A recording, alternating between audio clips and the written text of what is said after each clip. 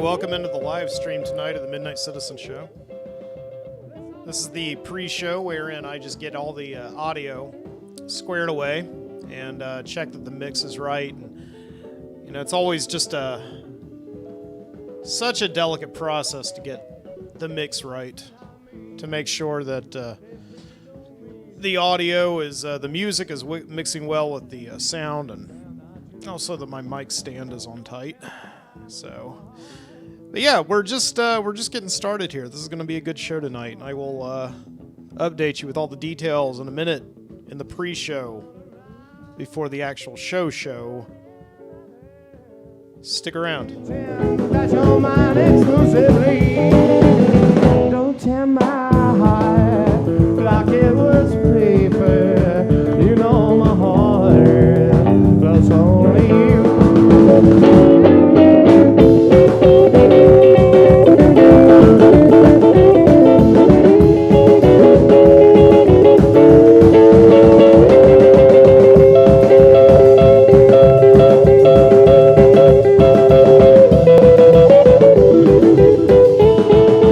You run around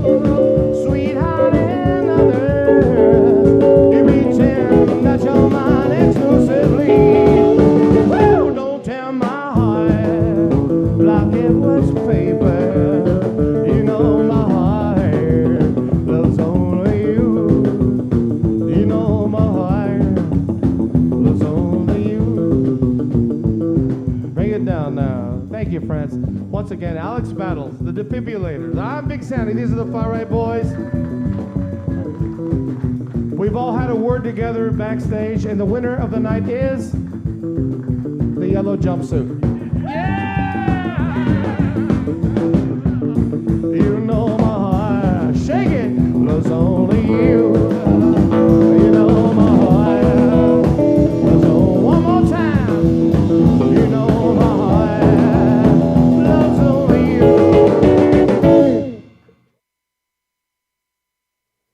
Okay.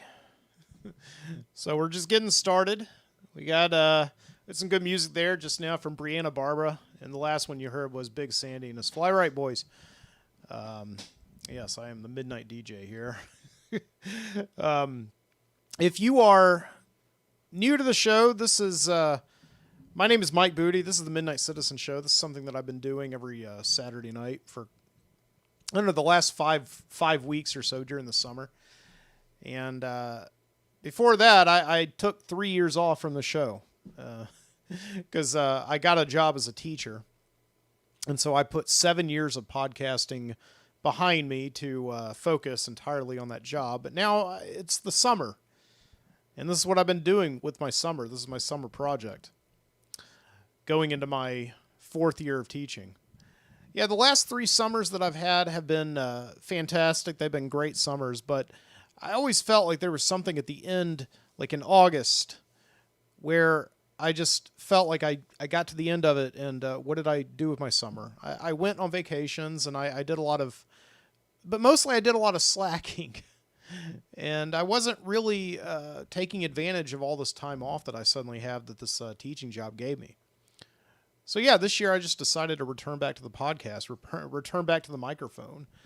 And I did my first show back about 5 weeks ago now. It's the 5th show of the summer. And it felt so right. It felt so good to just be back here in the studio recording a show, recording live shows like I've always wanted to do. And, when I started back in 2010, the technology wasn't really there to do like an efficient live show. But now I feel like it is. It's not perfect, but I feel like it kind of is. So I am streaming live tonight. So if you're watching live, welcome. And I want to let you know that you can comment on the YouTube if you want to talk to me. I can't read every comment while I'm doing the show, but I will definitely try to read the comments at the breaks. I do music breaks, and I break to play videos while I go to the bathroom or whatever, or just take a break.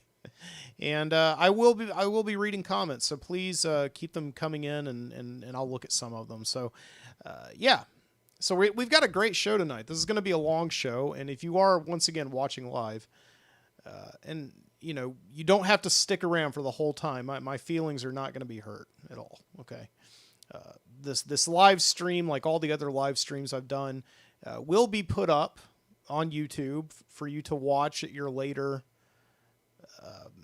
convenience. And of course, you can also catch the podcast, okay? Download the podcast as well, because this will all be recorded. It is all being recorded right now. And you can always download the podcast at your later convenience as well.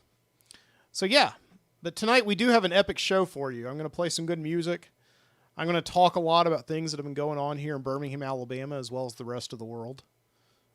What all the topics do I have planned for tonight? Yeah.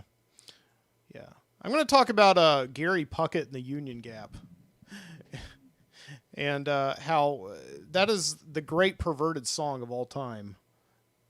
Young Girl, Get Out of My Mind. Okay. We're going to talk about some anti-vaxxers and some anti-maskers. We're going to talk about how this quarantine is affecting us all. I know that we're burdened with quarantine news 24/7, but it is something that does need to be talked about with my unique perspective I think I can give you. And yeah, what else we got here? We're going to play some cool videos.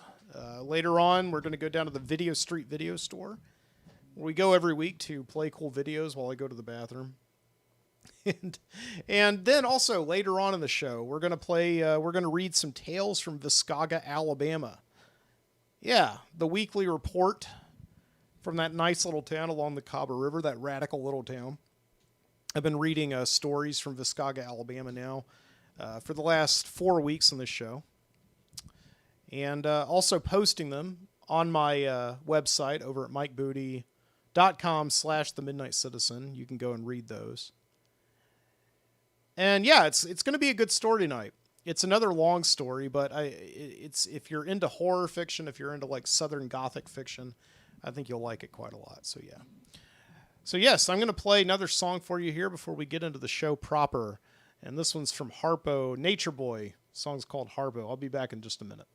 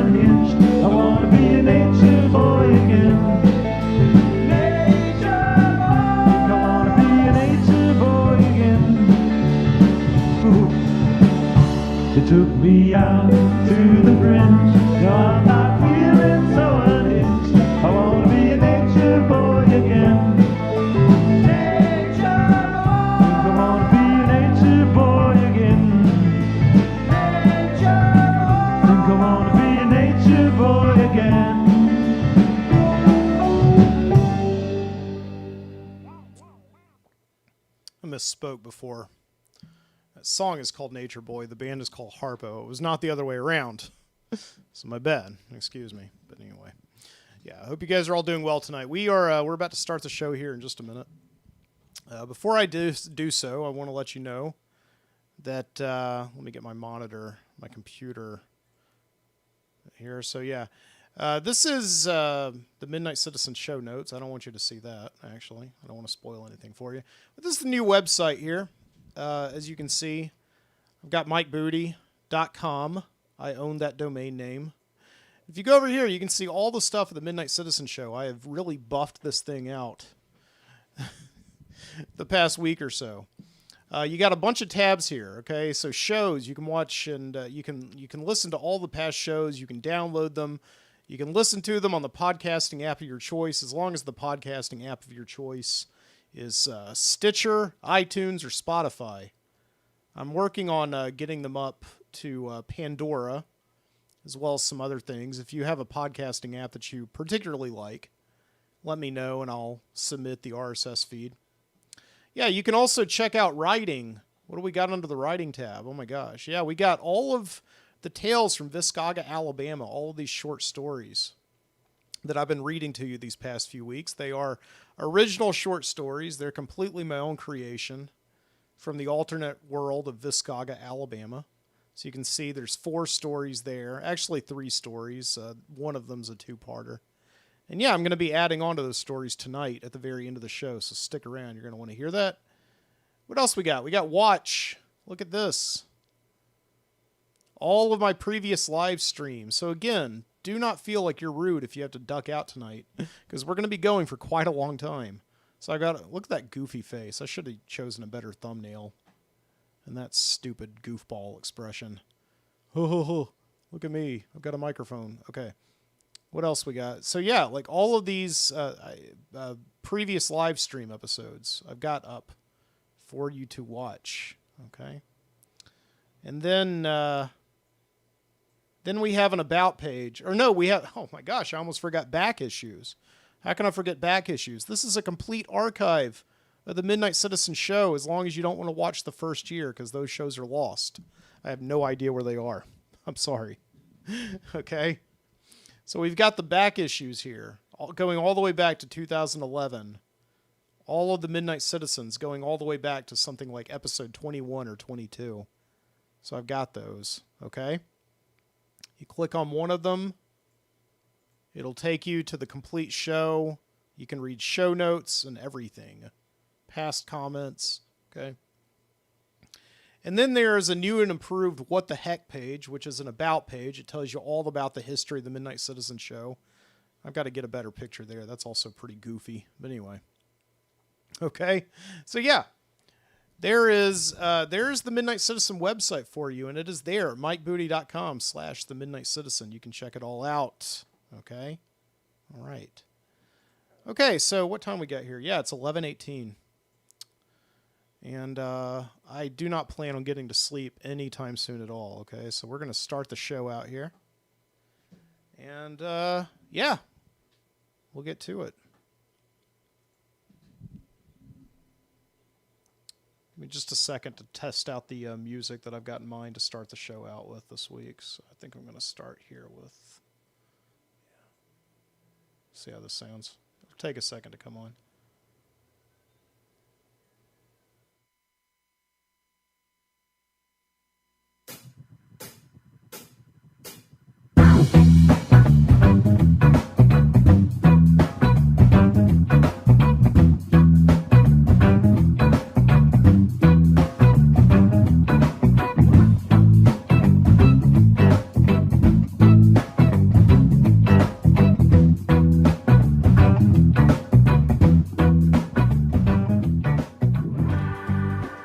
Tonight's thought.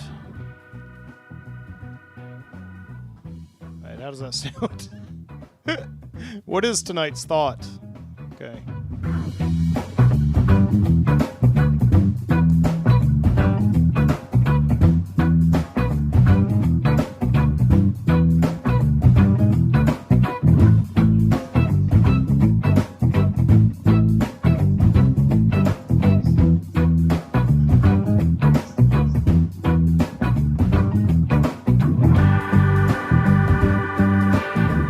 That sounds pretty good.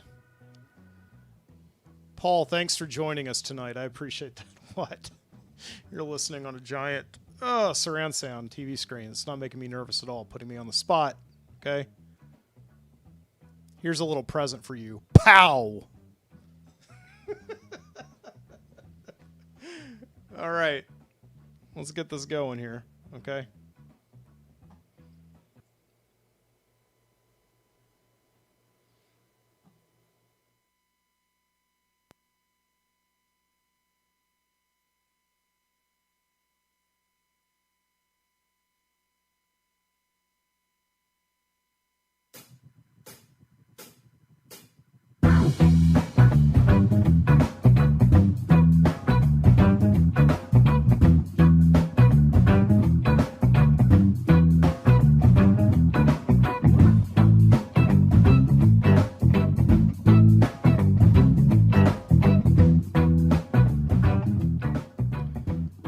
Tonight's thought. That Gary Puckett from Gary Puckett and the Union Gap, is a perv, man.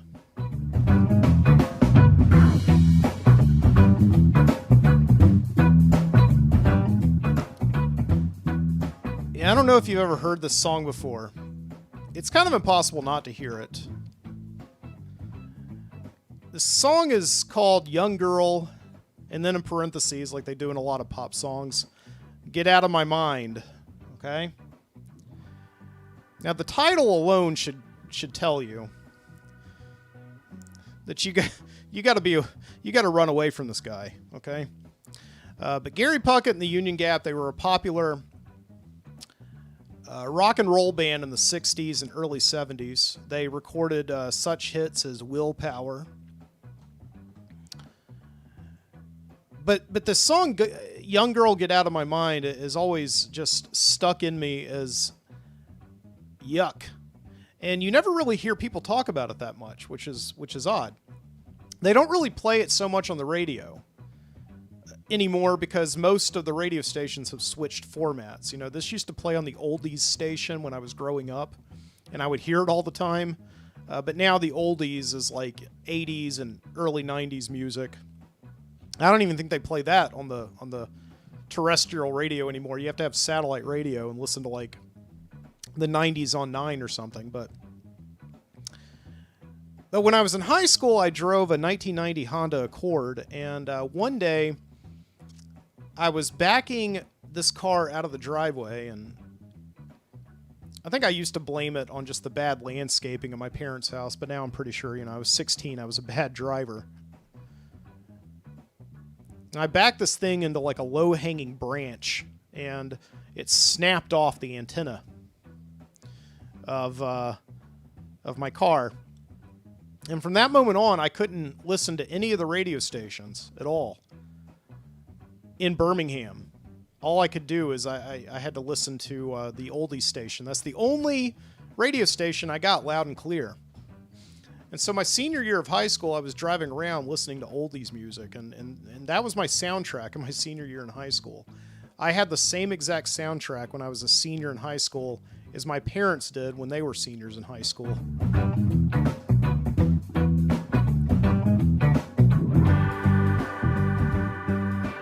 And I liked it. It was the first time I really got into music that was made before I was born, and first time I really heard the Beatles and the Rolling Stones, and first time I heard like the Animals, House of the Rising Sun, and that accident of my antenna snapping off when I was 16, 17 years old, however it was, informed my taste in a lot of pop culture, I guess, that I still carry with me today. And it's very difficult now, I would think, for teenagers to really discover media that was around before they were born. But anyway, that's beside the topic. Fortunately, it happened to me, and I'm glad that it did. But I would love this music, but I would always have to turn it off when that creepy Gary Puckett came on. And he started singing Young Girl, Get Out of My Mind. Here's the lyrics. All right, if you don't remember them, okay? Young girl, get out of my mind. My love for you is way out of line. Better run, girl. You're much too young, girl. With all the charms of a woman, you've kept the secret of your youth. You led me to believe you're old enough to give me love. And now it hurts to know the truth. Oh, beneath your perfume and makeup, you're just a baby in disguise. Yikes. With all the talk of canceling things like these days, like Splash Mountain and taking Gone with the Wind off of like HBO and all that, you don't hear anybody talking about canceling Gary Puckett and the Union Gap, but it may be a good idea for them to think about doing that.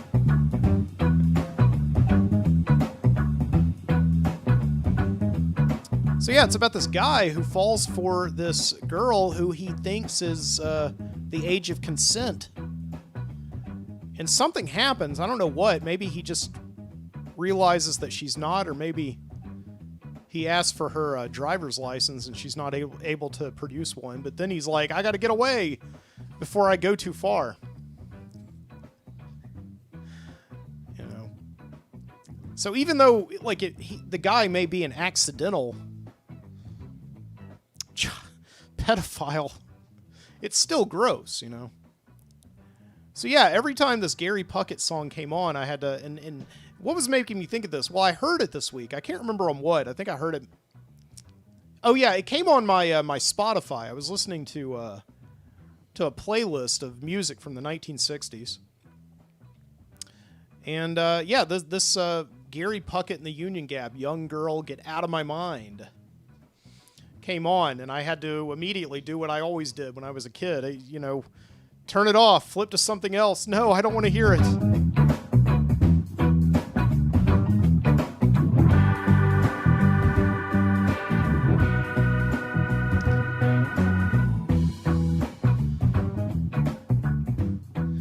Well, from Birmingham, Alabama,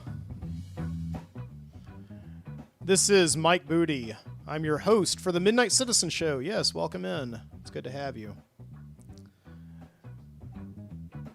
Got a great show for you tonight. This is something that we do every Saturday night here in the summer of 2020. The bummer summer of 2020, where everything just seems like it sucks.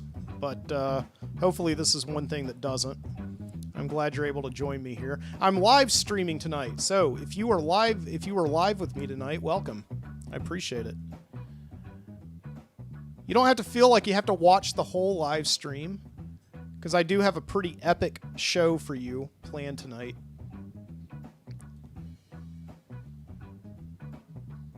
So if you have to duck out, go to bed, whatever, you got church in the morning, I totally understand. This live stream will be up for you on YouTube tomorrow, barring any technical difficulties, like there always seems to be spring up, but anyway. And of course, this is a podcast. It will be released in RSS form tomorrow evening on Sunday. But if you're here with me right now, live, welcome. Please feel free to comment. I can't check all the comments as they come in, because it'll distract me. I'm horribly ADHD. But I will be happy to check them during the music breaks, of which we have one. During the moment where we take a pause and we take a trip down to the Video Street video store to watch some old videos of old. That was redundant. Yeah. And later on in the show, of course, we have another trip to Viscauga, Alabama, to read some tales from Viscauga, Alabama. That nice little place in an alternate reality. Not too long ago. Some good Southern Gothic fiction for you tonight at the end. So yeah, it's an epic show. I want you to stick around. Or don't. You can always come back later.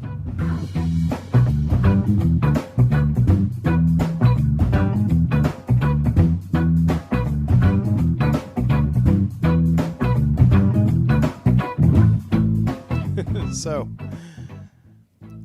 you know, maybe I'm being a little bit too hard on Gary Puckett.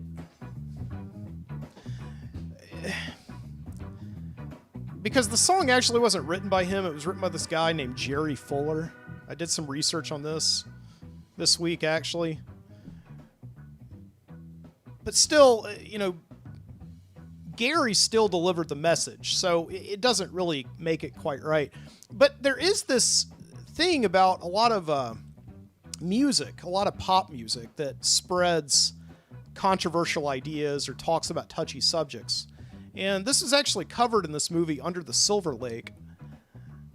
The fact that most of the music that sort of guides our lives and informs us as human beings and is there and our highest of highs and our lowest of lows, and it's always there to soothe us, you know, wasn't written by the people who we tend to believe care about the words. You know, they're just the messengers. The actual lyrics are written by people behind the scenes who may indeed have ulterior motives. Now, this is very conspiratorial. I don't know if it's actually true, and I don't think anybody's ever going to know if it's actually true unless there's some kind of a top-level whistleblower within the government. You know, like the IRS or at the CIA saying, yes, I actually did write Love, Love Me Do, you know. That song's not about loving me do. Well, it's about nuclear war. I don't know if that's ever going to happen. But we do have these people behind the scenes who are writing very controversial things for mass consumption, for us to take in and make popular. And they guide our lives, and they inform us, and they get within our psyche, and they start making us do questionable things, right? So what I was going to say is this, is that when somebody like Gary Puckett, okay, comes out and says such a controversial thing as "young girl, get out of my mind," I'm going to have sex with you, all right? It's something that just like hits you over the head so hard that you just kind of accept it as reality, okay? There are fringe beliefs, and there are people who are not afraid to express their fringe beliefs, and once they start doing it, we kind of go along with the program. But, you know, the interesting thing is that, you know, right now we obviously live in the age of fringe beliefs and people just coming out and saying really outrageous things. And I think a lot of them are doing it just to see who will bite. Right? Like, the anger and the vitriol that they receive from their crazy rants, that's the product. There's really nothing that they want you to do about it but get mad, okay? And what does that getting mad do? It keeps us from being productive and actually accomplishing things. And I see that we have kind of a lot of this happen lately. It also allows okay, I'm getting ahead of myself. I want to play you this short video compilation. I'm not gonna play the whole thing for you. Okay.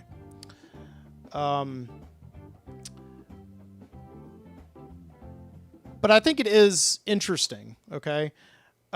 This week in Florida, there was some meeting of like a city council or a government council or whatever. I didn't do my research on this. Okay. But a bunch of these people, you know, got up. You know, for a while, our world was taken over by people who believed that vaccines were bad for you. You know, we had like these anti-vaxxers. And now it seems like more and more we have these anti-maskers that people are really crusading against. These are people who say that, you know, wearing a mask's, you know, they infringe on our freedoms or whatever. Okay? So, like, yeah, let me play this for a second. Gotta breathe. Thank you for your comments, ma'am. And they want to throw God's wonderful breathing system out the door. You're all turning your backs on it. In the beginning, God formed man out of the earth and breathed his breath in him, and he became a living soul. Where do you derive the authority to regulate human breathing? What you say is the political dogma that they're trying to shove down our throats on every commercial, in every store, and it's disgusting. Every single one of you that are obeying the devil's laws are going to be arrested. And you, doctor, are going to be arrested for crimes against humanity. Let me ask you all, do you believe you're God? Do you believe you can override God's divine plan for our lives? You're removing our freedoms and stomping on our constitutional rights by these communist dictatorship orders or laws you want to mandate. I love how they've got this, you know, dopey, goofy music playing in the background to kind of dominionitize these people. Human being that goes against the freedom of choice, okay? You literally cannot mandate somebody to wear a mask knowing that that mask is killing people. It literally is killing people. It says masks are not killing people and do not pose a health risk, but COVID-19 has killed 122,000 Americans. Every single one of you have a smirk behind that little mask, but every single one of you are going to get punished by God. You cannot escape God. You cannot escape God. I'm going to say that again. You cannot escape God, not even with the mask or 6 feet, okay? 6 feet. All right, so yeah, we've seen enough of that. I think you get the idea, okay? So this is a video that's obviously put out by people who want you to stay informed, who really, care about COVID-19 and the fact that it is a very real virus and obviously very dangerous, okay? But they're doing it by not necessarily telling you what you can do or giving you information that progresses our knowledge. It's shining the light on these people who are just making these insane, outlandish arguments. They're ranting against. They're talking about how this is not what God wants. It's unconstitutional. It's going against our human rights to wear masks. And I think later on in the video, the woman rants against Bill Gates and 5G and all these other instruments of the devil. Okay.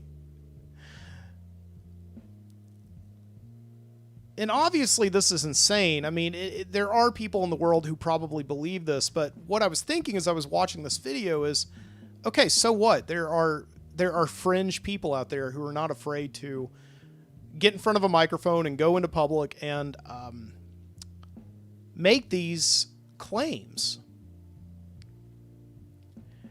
What I was thinking is that we really have to be careful about giving these people a microphone and giving them power. Obviously, this is America, and I do believe in free speech, and everybody should be able to get a microphone. But this video has gotten quite a lot. Of views, 445,900 views, and that's probably just on this site. It's probably been reposted. I've seen it pop up in several different Facebook feeds, this week, and it's there to make us see that these people are the enemies, and these people are out there and they walk amongst us, and it's dangerous to live in a world with these people. But I can't help but think that some of these people, and again, this is going to be incredibly conspiratorial, and I in no way subscribe to this at all. I'm just putting it out there because this has been done before. They could be plants, okay? We could be feeding into what they want to say because they're trying to get us to focus on the enemy rather than solutions. And there's this character in that novel Inherent Vice named Coy Harlingen. He's this rock musician. And the government took him and they faked his death, and then they took him and they planted him in all of these radical groups in California in the 1960s. And they said, okay, today you're going to go to the Nixon rally and you're going to get up on a table and rant against Nixon, and you need to make sure that all the television cameras see you, so that when the cops take you down, the radical groups who are watching television will be like, okay, he's legit. We want him for the Weather Underground, So now the government has somebody that they can plant into all of these radical leftist groups. And part of me sees that may be what's happening right now, is that we've got so many people right now who are not afraid to get on camera and say these wild, outlandish beliefs. That maybe these people are, maybe a radical, militant, alt-right group will see this woman, okay? And I'll put it up here so you can see. No, that's wrong. We'll see this woman right here. And they'll be like, okay, get me that woman. Get me that woman who hates Bill Gates. She's all right.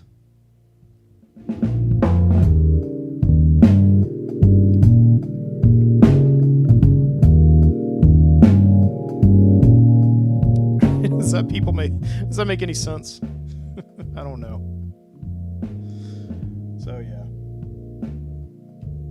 yeah, so welcome in. So yeah, we're here in Birmingham, Alabama. It's been a beautiful, just an absolutely beautiful week here in town.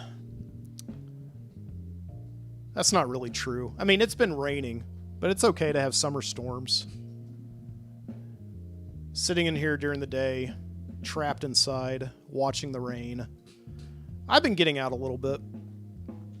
Yeah, this, quarantine is lifting and people are going outside again. And I had a meeting with my principal this week, because as I said, I'm a teacher, and I had a meeting with my principal this week, and she said that as of now, we are planning to go back to school in August. We're going to socially distance. We're going to wear masks. The whole world is ready to get back out there and put safety restrictions in place and all that. But yet there continues to be a lot of people out there, of course, and I see them walking by my Midnight Citizen studio every night, not wearing masks, walking down to bars, but, Yeah, this whole thing with masks has just gotten out of control. I mean, just how some people wear them, some people don't. People who don't wear them see it as an infringement on their liberties or whatever. It's become more of a political philosophy to wear a mask than it is just, to be safe. But I don't know. But yeah. Yeah. So the pandemic is still raging on, but the quarantine is lifting. I'm seeing effects every single day of what's going on here. This week, I was sitting out on my front stoop in the evening one night, having a cigar, as I like to do. And this neighbor pulls up in his car, and he gets out with like a suitcase. And he's looking like super physically fit, and I hadn't even seen him in about 2.5 months. I thought he had moved. I legitimately, I had conversations with other neighbors, yeah, that guy's moved. He's gone. So here he comes, and he's coming in. He looks like he's just been doing nothing but working out for the last 2.5 months, and he's lifting his suitcases up with one finger. And I'm like, man, I thought you moved out. And he's like, no, I've been quarantined in Connecticut for 2.5 months. It turns out he went up to Connecticut on a business trip, and then the world turned upside down, and he just got back Tuesday night.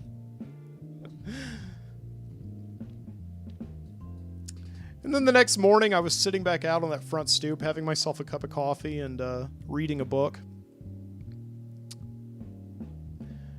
And this old guy, this old elderly man, just is walking up and down the street. I'd never seen him before on my street. I usually see the same people walking by every day,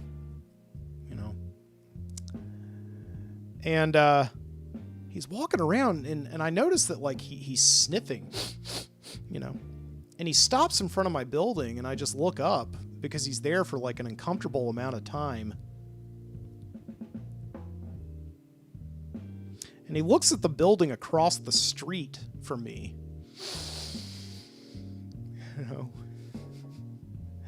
He's like a little Ichabod Crane, his nose is just going crazy. And then he turns toward me in my building, and he's like, he looks up to the heavens, or up at the 3rd floor where I have a neighbor who lives there, and he's a pothead. And he starts talking to me, and he's like, man, I lived up there up the street. My dealer, man, he's been quarantined somewhere for 2.5 months. I can't get any marijuana in the city anymore. And I was like, oh man, I guess I'm sorry. And he says, yeah, man, I've just been walking around the neighborhood. It's come to this. I'm just walking around seeing if I can smell pot. And apparently what he's been doing is just walking from building to building, just trying to hone in on that pot smell. And I guess his plan was just to knock on the door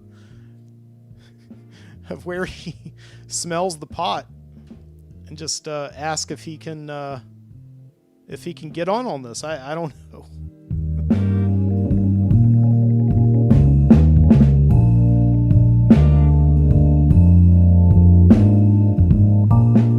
So, but yeah, Alabama, the numbers in Alabama of COVID-19 continue to go up.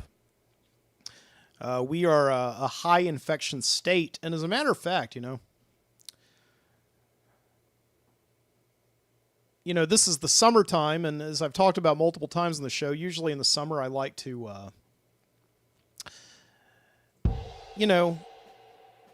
I like to go on vacation with my wife. It's somewhere we go every single year. Last year we went to Niagara Falls.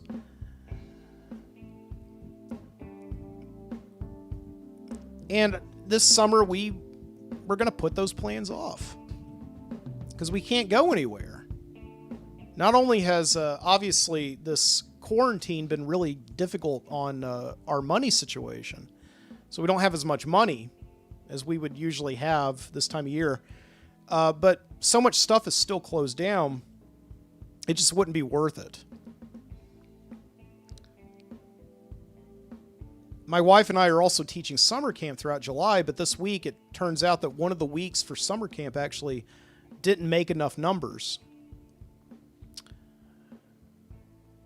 And so I was like, okay, now we have an extra week in July. Maybe now we can actually go somewhere. But then this news came out that Alabama is a high infection area. Many states that you can even travel to are requiring people from high infection areas to self-quarantine for 14 days. And if they don't, then you can face stiff penalties. Jeez. So yeah, here's an article in Forbes. Connecticut.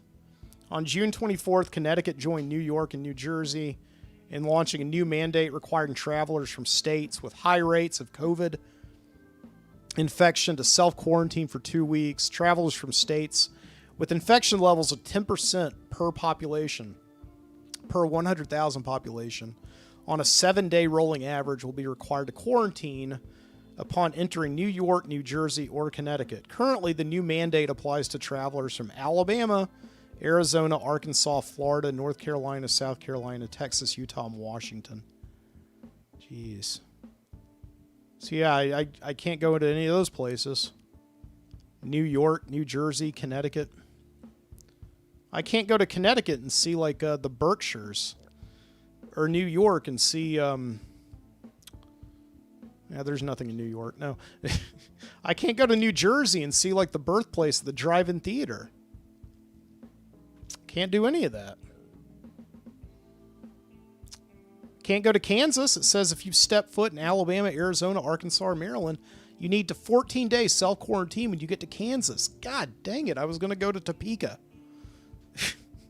Can't go to Maine. I can't go see Stephen King up in Maine. Earlier this month, the Pine Tree State rolled out a brand new initiative that offers visitors a choice. I thought Alabama was the Pine Tree State. We have the longleaf pine here. Oh well. Self-quarantine for 2 weeks. Adults who receive a negative COVID-19 test within 72 hours of arrival can forego the 14-day quarantine upon arrival in Maine. Okay, so that's good. So you get to Maine, you take a test, you wait 3 days, and then you can go see Stephen King. New Hampshire, can't go to New Hampshire. I don't know what there is to do in New Hampshire. Can't go to New Mexico. I can't see the Alamo. Can't go to Rhode Island and see where they filmed Dumb and Dumber. So yeah. I mean, basically, we're trapped here in Alabama.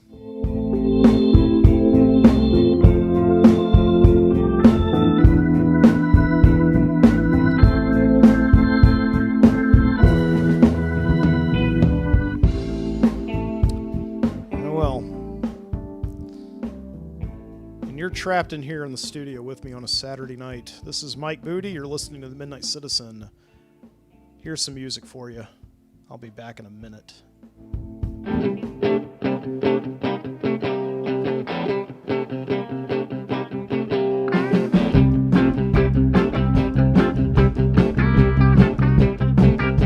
Well, here I am. I'm busted down in Lufkin, just across that Louisiana line. My baby's waking up in Morgan City, and I'm stuck in these East Texas pines. I had a cup of coffee in her cafe, hoping that it might ease my mind. Headed out for Abilene, but only made it halfway. I'm stuck in these East Texas pines. Wish he missed me, well, I don't know. But when I get on track, I ain't looking back. Gonna take these wheels and roll. Maybe I can find someone to help me. Maybe I can make up for lost time. But everybody's in church on Sunday, and I'm stuck in these East Texas pines. All right, Ian, come on.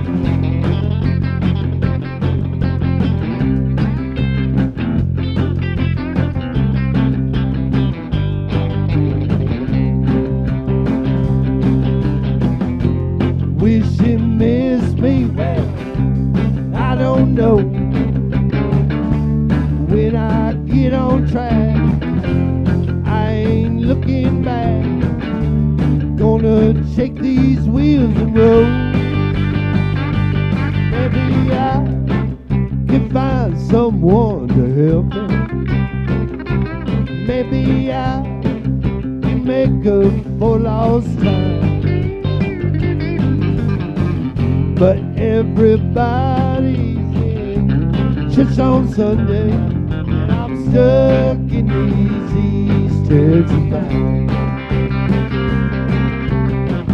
But everybody church on Sunday, and I'm stuck in these East Texas pines. Yes, I'm stuck in these East Texas pines.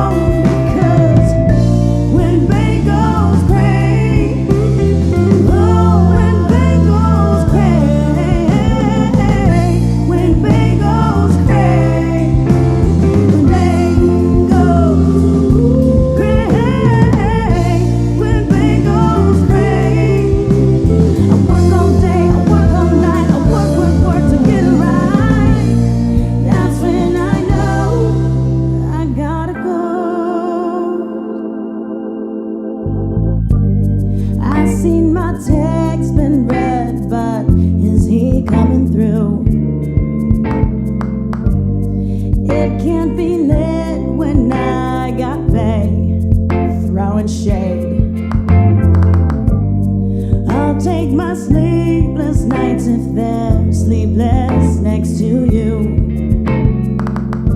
But oh, we've got problems for days. I've been ghosted before. Ooh, I'm not afraid of being alone. If you're smashing that like button so hard, then baby, why is Tinder still on your phone? Because when Bay goes gray, oh, when Bay goes gray, when Bay goes gray, baby, she go gray.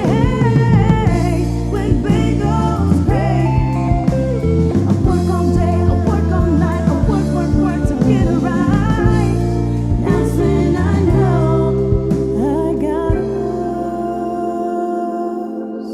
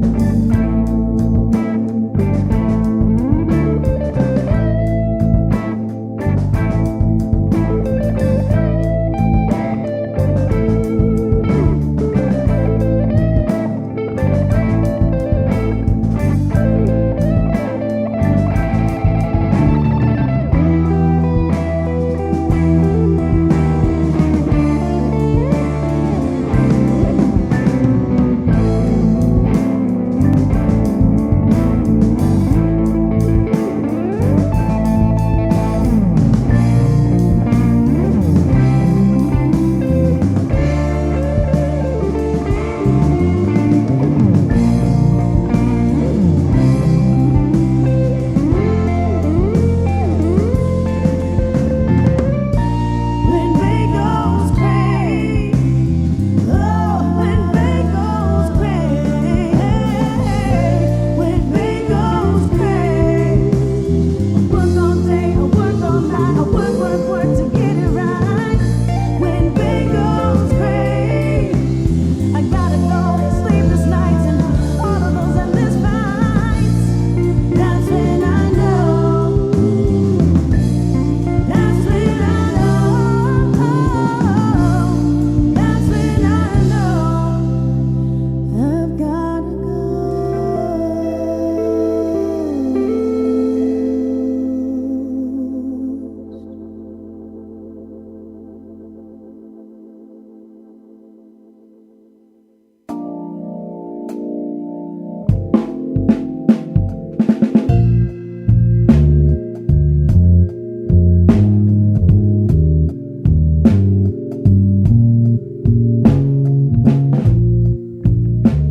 I'll do a toast. I did this toast last week, and I messed it up, so I'm going to try and do it right this week. I'm drinking some whiskey here. I'll give you a second to do the same. Pour yourself a glass. Okay, second's over. All right. You could pause me. Okay, now unpause me. All right. Here it goes. To my lovers and all my sweethearts, may they never meet. That a boy, Luther.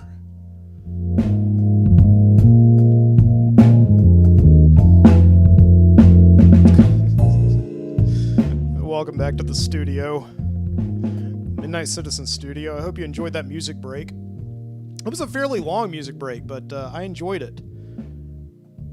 Kicking us off, we had a song called East Texas Pines, nice country western rock music by Miller and Sasser. And then we had another song this week from Forget the Whale by Ghost, quickly becoming one of my favorite recording groups, one of my favorite artists on the freemusicarchive.org, where I get all the music that I play on the music breaks for this show, The Midnight Citizen. That was from the album Take to the Skies. And yeah, Dan from Forget the Whale actually reached out to me this week and said, thanks for playing our music on your podcast. I mean, Dan, the pleasure is all mine, honestly.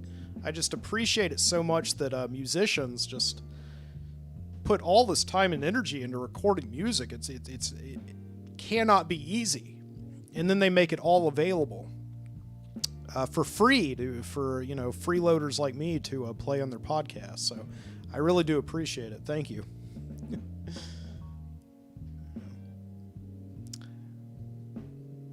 So I want to remind you, once again, the Midnight Citizen show tonight is live streaming. If you missed the live stream, you can catch it on YouTube. It is up there now, barring any technical difficulties.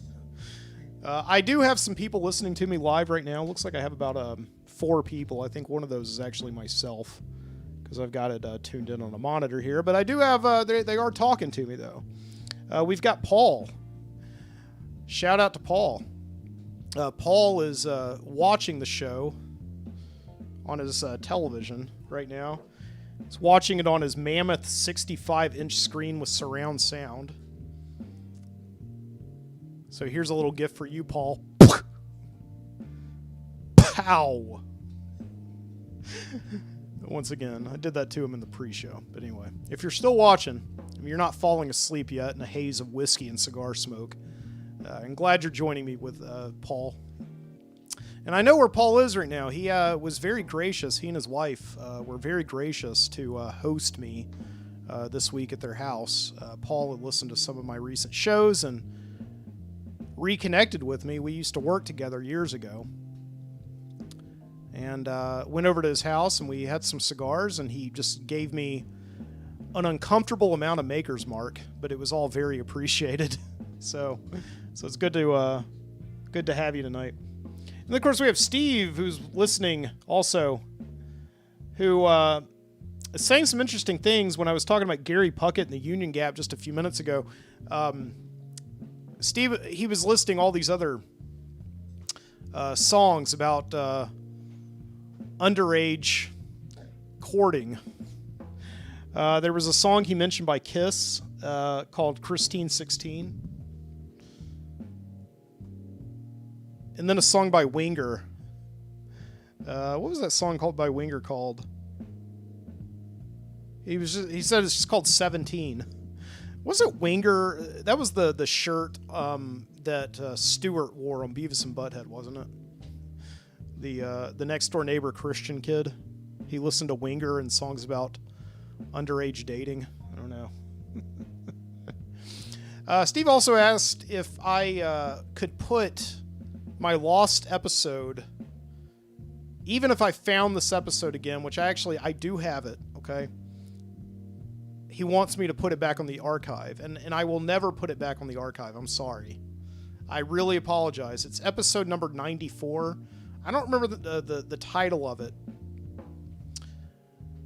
But yeah, that episode is where I went. It's from a very dark week in my life where I was facing this time where I had just lost a job.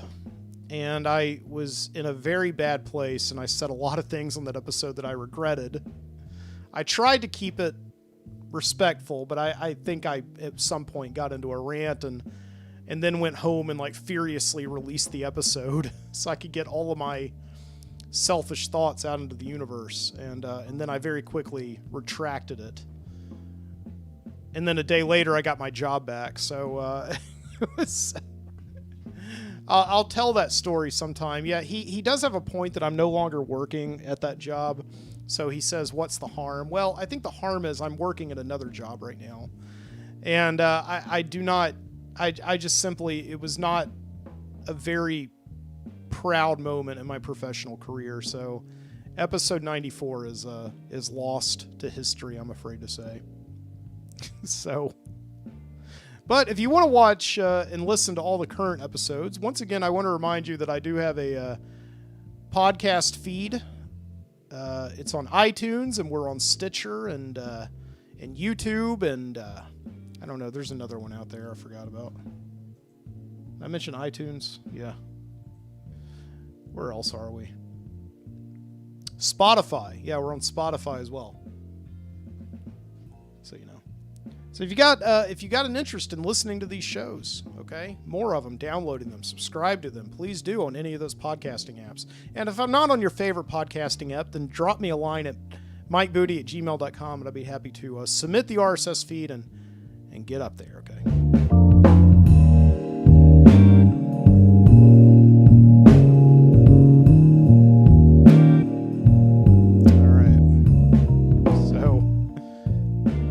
Update from last week. Last week I talked a lot about nostalgia, okay? And how I feel like it is an impossibility to go home again. As that big bad Tom Wolfe once said. Tommy Wolfe, okay? Tommy Wolfman. Can't go home again. Why can't you go home again? Because you're not welcome there. Some point you have to stop looking to the past. You got to let the memories be the memories, and that's it. My wife and I this week were watching Wet Hot American Summer 10 years later, which Wet Hot American Summer is a show. It's a movie that came out about 20 years ago about these kids at summer camp. It's very over the top and very silly and very spoofy. And then they came back to Netflix and they made two back-to-back series. One was The First Day of Camp, which took place, the movie takes place the last day of camp, and the show took place on the first day of camp of that same summer in 1981. And then they came back a year later, and they made a 10 years later where the campers all come back in 1991. And the overall theme of that 10 years later one was that you may be the king, but you are the king no longer. You know, there are just some things that you can never go home to because you're not welcome there anymore. And you got to let the memories be the memories and the past be the past. And this week, I had one day where I went home again. Not to my parents' house, okay? I'm not talking about that. I was out doing food delivery one day just to get out of the house and make a little bit of extra money. And I ended up in Trussville, Alabama, which is, it's not that far from where I live, but it's far enough from where I want to be. You know what I mean? Because sometimes you take a food delivery with some of these apps. I was working for Postmates, and they'll send you way out there to nowhere. So I ended up in the middle of Trussville. And I said to myself, you know, I'm here. I might as well go a little bit further. So I ended up going to Moody, Alabama, which was where I lived from about 1986 to 1992. I think it was. So I lived there all those years. And I've been to Moody several times within my, since I moved away 28 years ago. But never as much as I went this week. Over the years, of course, I've gotten off the interstate, coming home from Atlanta or going to Atlanta, or going to my grandmother's house. I've gotten off at the interstate at Moody, Alabama to pee or get a Coke, or eat at the Cracker Barrel.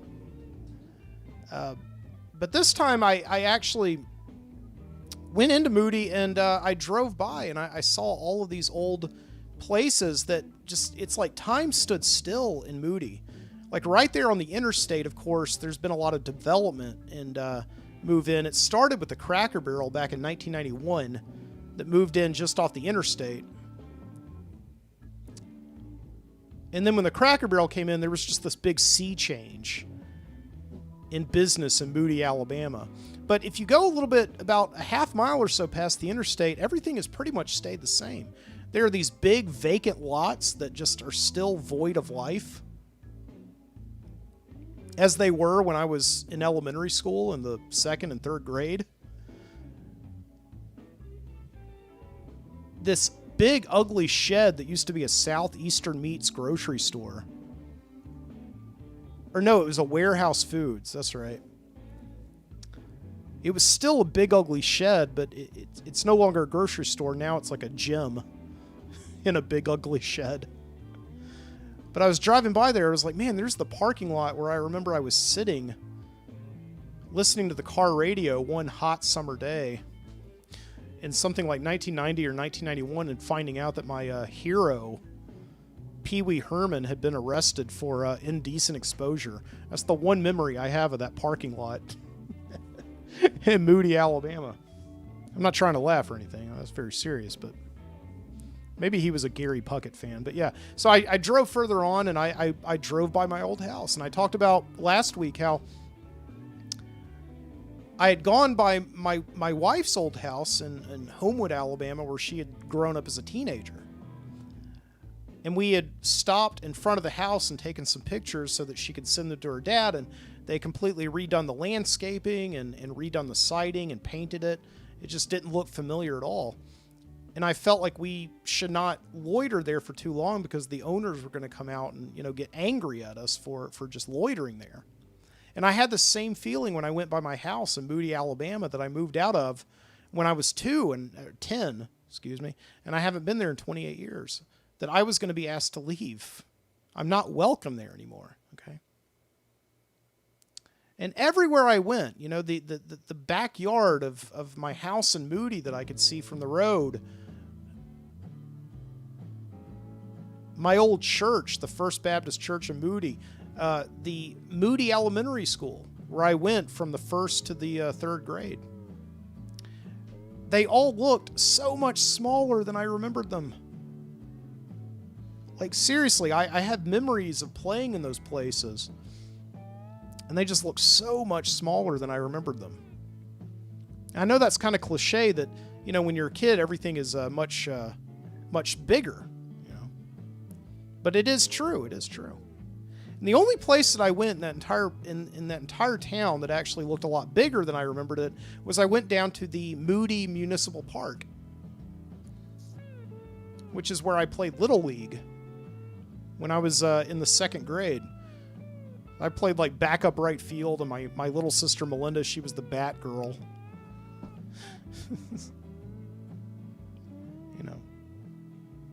And so I went down there, and it was a rainy day, and I got out, and the rain wasn't falling that hard, and I went to the dugout, and I sat in this dugout and just looked around, and I was like, I have not sat in this space, in this spot in 28 years, I just wanted to kind of sit there and see what memories it would conjure up. And then I looked around, and I remembered all these things that I haven't thought about in so long. I looked at the other dugout, and I remembered my friend John Messner had come out of that thing during a game, and he was so excited to get up to bat that he was running up to the batter's box, and he was so excited that he didn't see that the guy was swinging, doing practice swings in the on-deck circle. That little circle where you go and you practice your swings before you actually get in the batter's box. And this son of a bitch brought his bat back without even looking, and John without even looking, and just smacked my friend John Messner in the teeth. And just blood went everywhere. That poor little 7-year-old kid was just on the ground crying for his mom, I remember in that dugout, that was the first place that I ever shot somebody the bird, even though I didn't know it yet. I think I was like using my middle finger to point to something. And a friend of mine said, "Mom, he's shooting me the bird." And I got in trouble, and I didn't even know why. Just all these memories started coming up, And it started to feel dangerous that I was remembering all these things. And,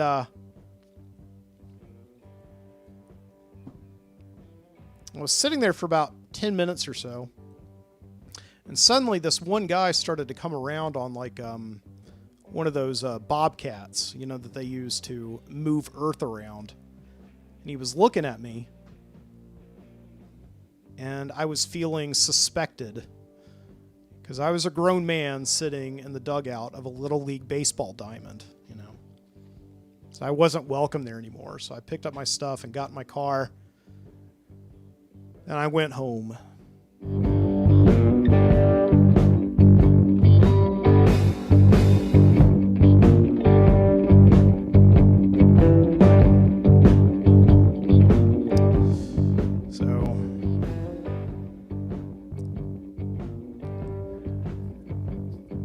yeah, in Birmingham, as I said, businesses are slowly reopening.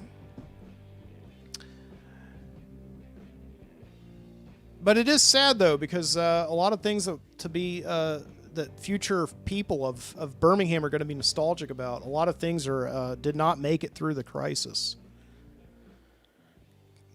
And this past week, a major business failed in Birmingham, could not make it through the crisis. It was called the Urban Standard Coffee Shop. And this is a big deal, because downtown Birmingham, a lot of people don't go down there that frequently. Or at least they used to not, because there weren't any businesses unless you were like, working for one of the banks downtown or something like that. Or like a rent-a-car place. You weren't going downtown.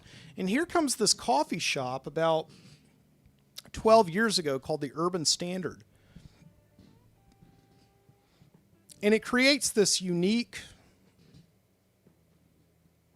environment, this third place environment to go. And in the early days, I went there all the time. I used to take my computer when I was in graduate school and do work and drink coffee and eat their cupcakes. They're really good cupcakes. And they've been a downtown staple. They are really credited as being the one business that really started attracting business back downtown and bringing people back downtown. And all these lofts started to be renovated and people moved down there. It became kind of a nice little hip area, like a hipster area, And so I was sad last week when I found out that Urban Standard had closed down. They could not make it through the coronavirus crisis.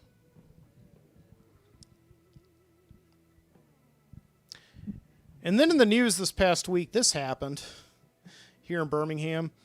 There is this building in Southside in the 5 Points neighborhood, which is about 6 or 7 blocks from me. I can probably start walking there right now. I'll be there in 10 minutes. And, it's this business district, and in the 90s, it was where the 5 Points Music Hall was, and this place called The Break, which was like this pool hall, and, it attracted basically college students from UAB, as well as just, people from the suburbs or whatever who wanted to come into the big city, for a night on the town, play some games and smoke some cigarettes. And, I do remember going into some of those places back before they banned smoking indoors in Birmingham years ago. And, there were just cigarette butts all over the ground and, But they've renovated this one building called the Woolworth Building, which I guess is where Woolworths used to be. I don't know. I didn't know that there were any Woolworths in Birmingham ever. It must have been years ago if there was. I can't really say that. Woolworth. Right? But some real estate developers have bought the building and they've turned it into kind of a state-of-the-art gaming lounge, like a pool hall and bar and restaurant.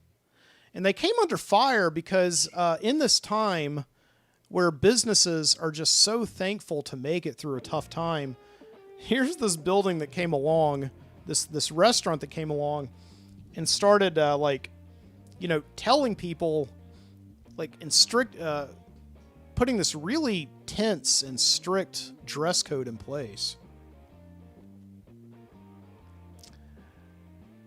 And they did it in a very snarky way. Like, for instance, what are some of their rules? Yeah. Okay, so they said no camo or cargo pants, the 90s called. They want them back. No construction boots unless you're here to fix something. No skull caps, kerchiefs, bandanas, etc. If you're a fortune teller, prove it.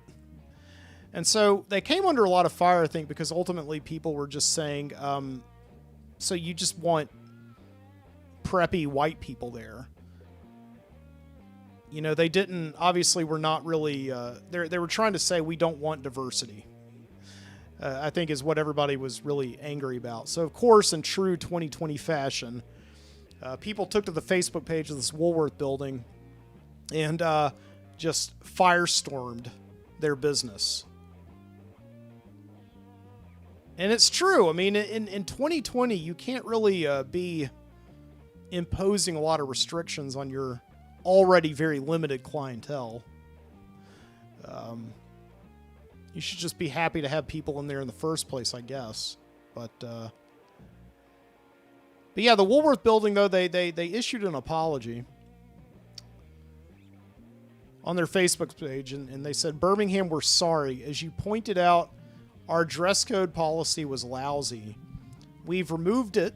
Community is a core value of the Woolworth, and we want to be a place where Birmingham can build community. We're disappointed in ourselves for creating a policy that offends our fellow Birminghamians. I thought we were Birminghamites. I don't know, maybe not. And makes them feel unwelcome, and we appreciate you calling out our failure. We have listened to your feedback, and we will find a non-discriminatory way to ensure a sophisticated experience for our customers. We are hopeful that this dialogue will encourage other Birmingham businesses to eliminate discriminatory policies. I love how they do that. I love how they are the ones with the discriminatory policies, and then they turn it around and paint themselves as leaders in the elimination of discriminatory practices. That's pretty good. That's some good marketing there. It says, we will share your comments here with businesses across the city.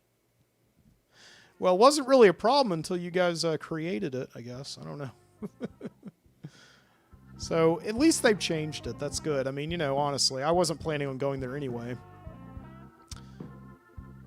Because I don't like paying, you know, full price for a shot of whiskey when I can get, you know, a bottle of it myself and drink alone.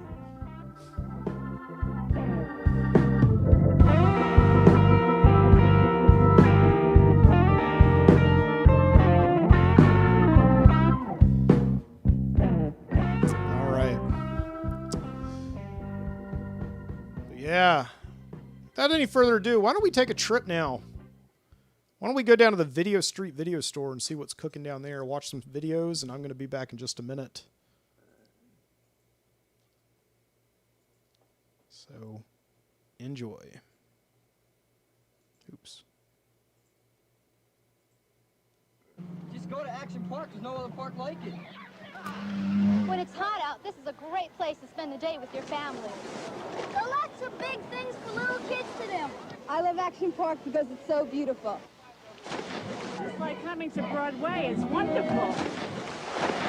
Race like a pro. It's great. These are the most amazing rides in the world. I love it here. There's nothing in the world like Action Park.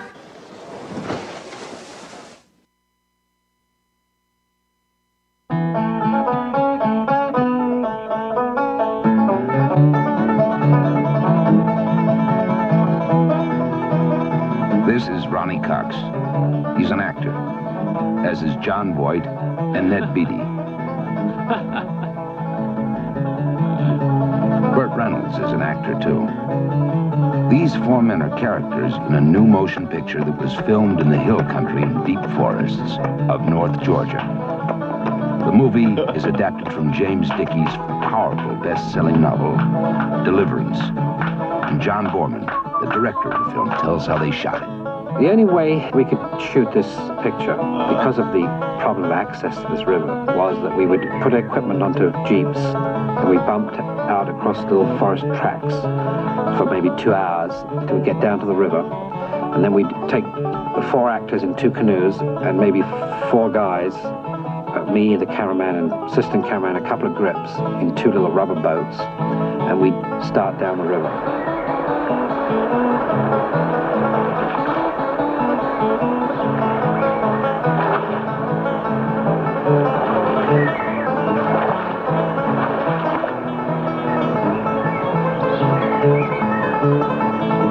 When you see that river and you realize what this country used to be, you can only weep for the destruction. Author James Dickey is also concerned over the way this natural world is being ravaged. Its survival is one of the central ideas of his writings. He talks about the losses imposed by man. We are never going to be able to get out of the man world if we don't have any place to go to from the man world.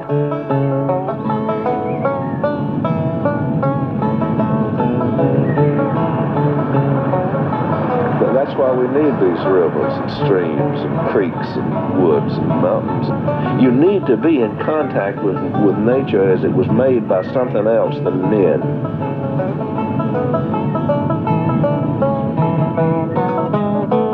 Dickey is professor of English and poet-in-residence on this campus at the University of South Carolina. He shares with Robert Lowell the distinction of being one of the major American poets of his generation.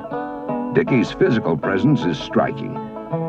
When he writes of challenging raging white water in a frail canoe, or hunting deer with bow and arrow in the wilderness, it's something he's done himself. As a man, he leaves his imprint on everything and everybody he meets, particularly John Borman, with whom he worked on the picture.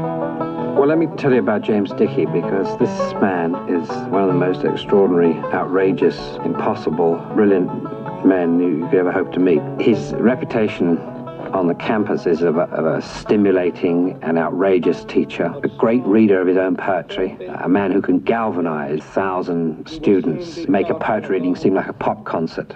With maybe some dim racial notion of being the last, but none of how much your unnoticed going will mean. How much the timid poem needs the mindless explosion of your rage, the glutton's internal fire, the elk's heart in the belly sprouting wings, the pact of the blind swallowing thing with himself to eat the world, and not to be driven off it until it is gone, even if it takes forever. I take you as you are, and make of you what I will, skunk bear, carcajou, bloodthirsty non-survivor. Lord, let me die, but not die out. Another theme of James Dickey's is man testing himself against nature and discovering forces inside himself he never knew existed. And this is the idea of his story, deliverance. Putting those kind of experiences on film became a tough, bruising job for the four actors. How rough is told by the director. It was a big physical commitment because these actors, in order to get the veracity that was so important to the story, and it was an intensely dangerous situation, they gave that total commitment.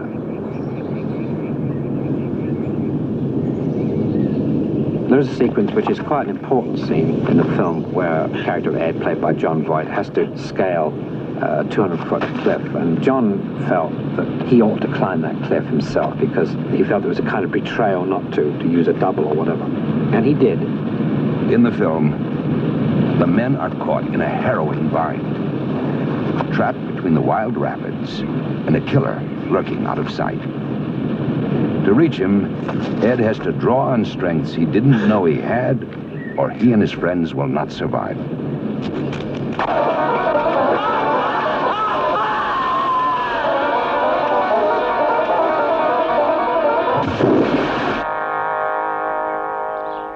Burt Reynolds is John Voight's co-star. He plays Lewis, a powerful man with an obsession for pitting himself against nature. He finds in James Dickey an expert with the bow and arrow and calls on his help to tune up for the film. John Borman is impressed with the actor's coordination. Burt Reynolds, of course, has a magnificent physique and is a tremendous athlete, has a stunning sense of balance. He also is very interesting that he took up the bow, archery, and he achieved, in a matter of a few days, extraordinary accuracy.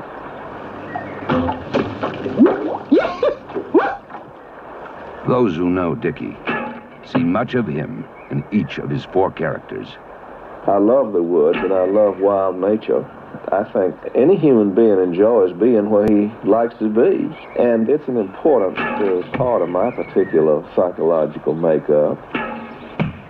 What I would like for people to imagine when they see the film is that this guy, this mild-mannered suburban fella, businessman, is really a natural-born killer. The sheriff in the story is a man who is from those parts, and he looks it. And it seemed very appropriate that Dickie played the part of a sheriff. He didn't like acting too much, but he did it terribly well because he brought to it such a depth of experience and feeling. Now, what about this? Look, Sheriff, we've been through quite a lot. I don't know what's wrong with your man there. Mr. Queen's got a brother-in-law back up in there somewhere. He took off hunting a couple, 3 days ago, and nobody's heard from him since. And Mr. Queen thought maybe all might have happened up on him somewhere. Well, we didn't. Dave, don't let him go. These boys is lying.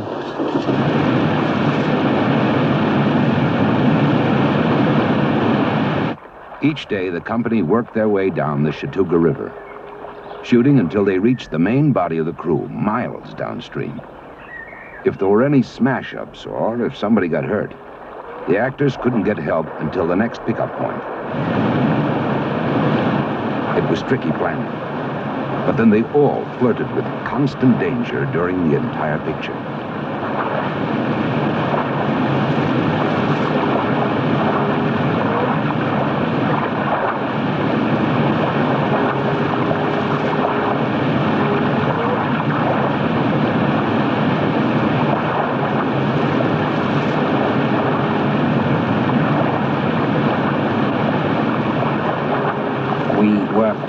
Picture without insurance because no insurance company would insure us against the kind of risks that they were taking. But they did it, and it gives the film and it gives their performances a quality which couldn't otherwise have been achieved.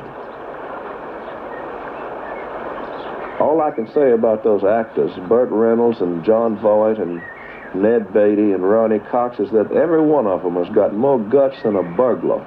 They'll try anything. And they've been beat up and banged around on those rocks. These guys really believe in this, and they're so deep into the parts that they'll take on anything. Any part of the river, any rapids, Woodall Shoals, Sock and Dog, any of those places. Drew! Drew, what's the matter? Louis, I'm gonna pull off to the side. There's something wrong. No, go on! What is it? Don't stop, man! No, hell, I'm gonna pull in! No!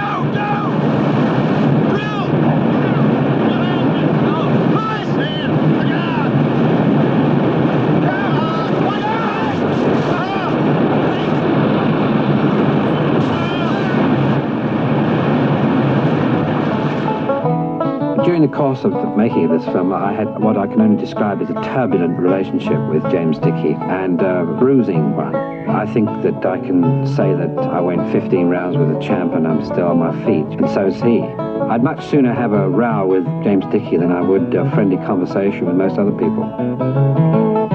Out of this relationship between James Dickey and John Borman has grown the motion picture, Deliverance.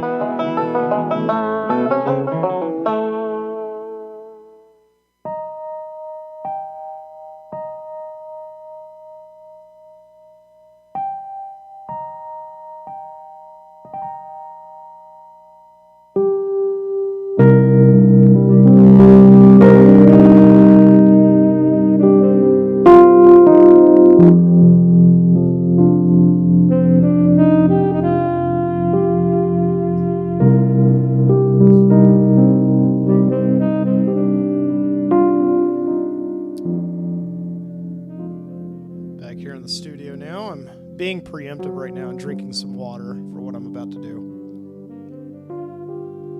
So excuse me. Hope you enjoyed that trip to the Video Street Video Store. We had some great records there. Yeah, we had a commercial for Action Park from 1984. The famous, I should say the infamous, regional amusement park in New Jersey that claimed the lives of several daycationers over the course of about 10 years. And then after that, we had a great little 10-minute documentary that I always remember playing on the videotape before the movie Deliverance. Just a fantastic short subject on one of my favorite movies of all time. And interviewing James Dickey, the author of one of my favorite books of all time, which is Deliverance. I love that book. It's great. Whee!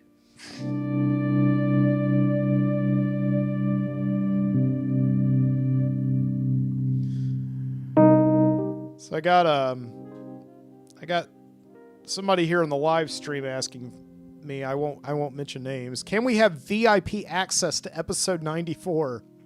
The infamous lost episode where I took a walk and ranted about all of my troubles in a very uncensored way. No. I'm sorry. Episode 94 is sealed in the Disney vault, and you know that there's no way that it's getting out of there. It's in the Midnight Citizen vault. Maybe you can buy me another bottle of Maker's Mark. I don't know.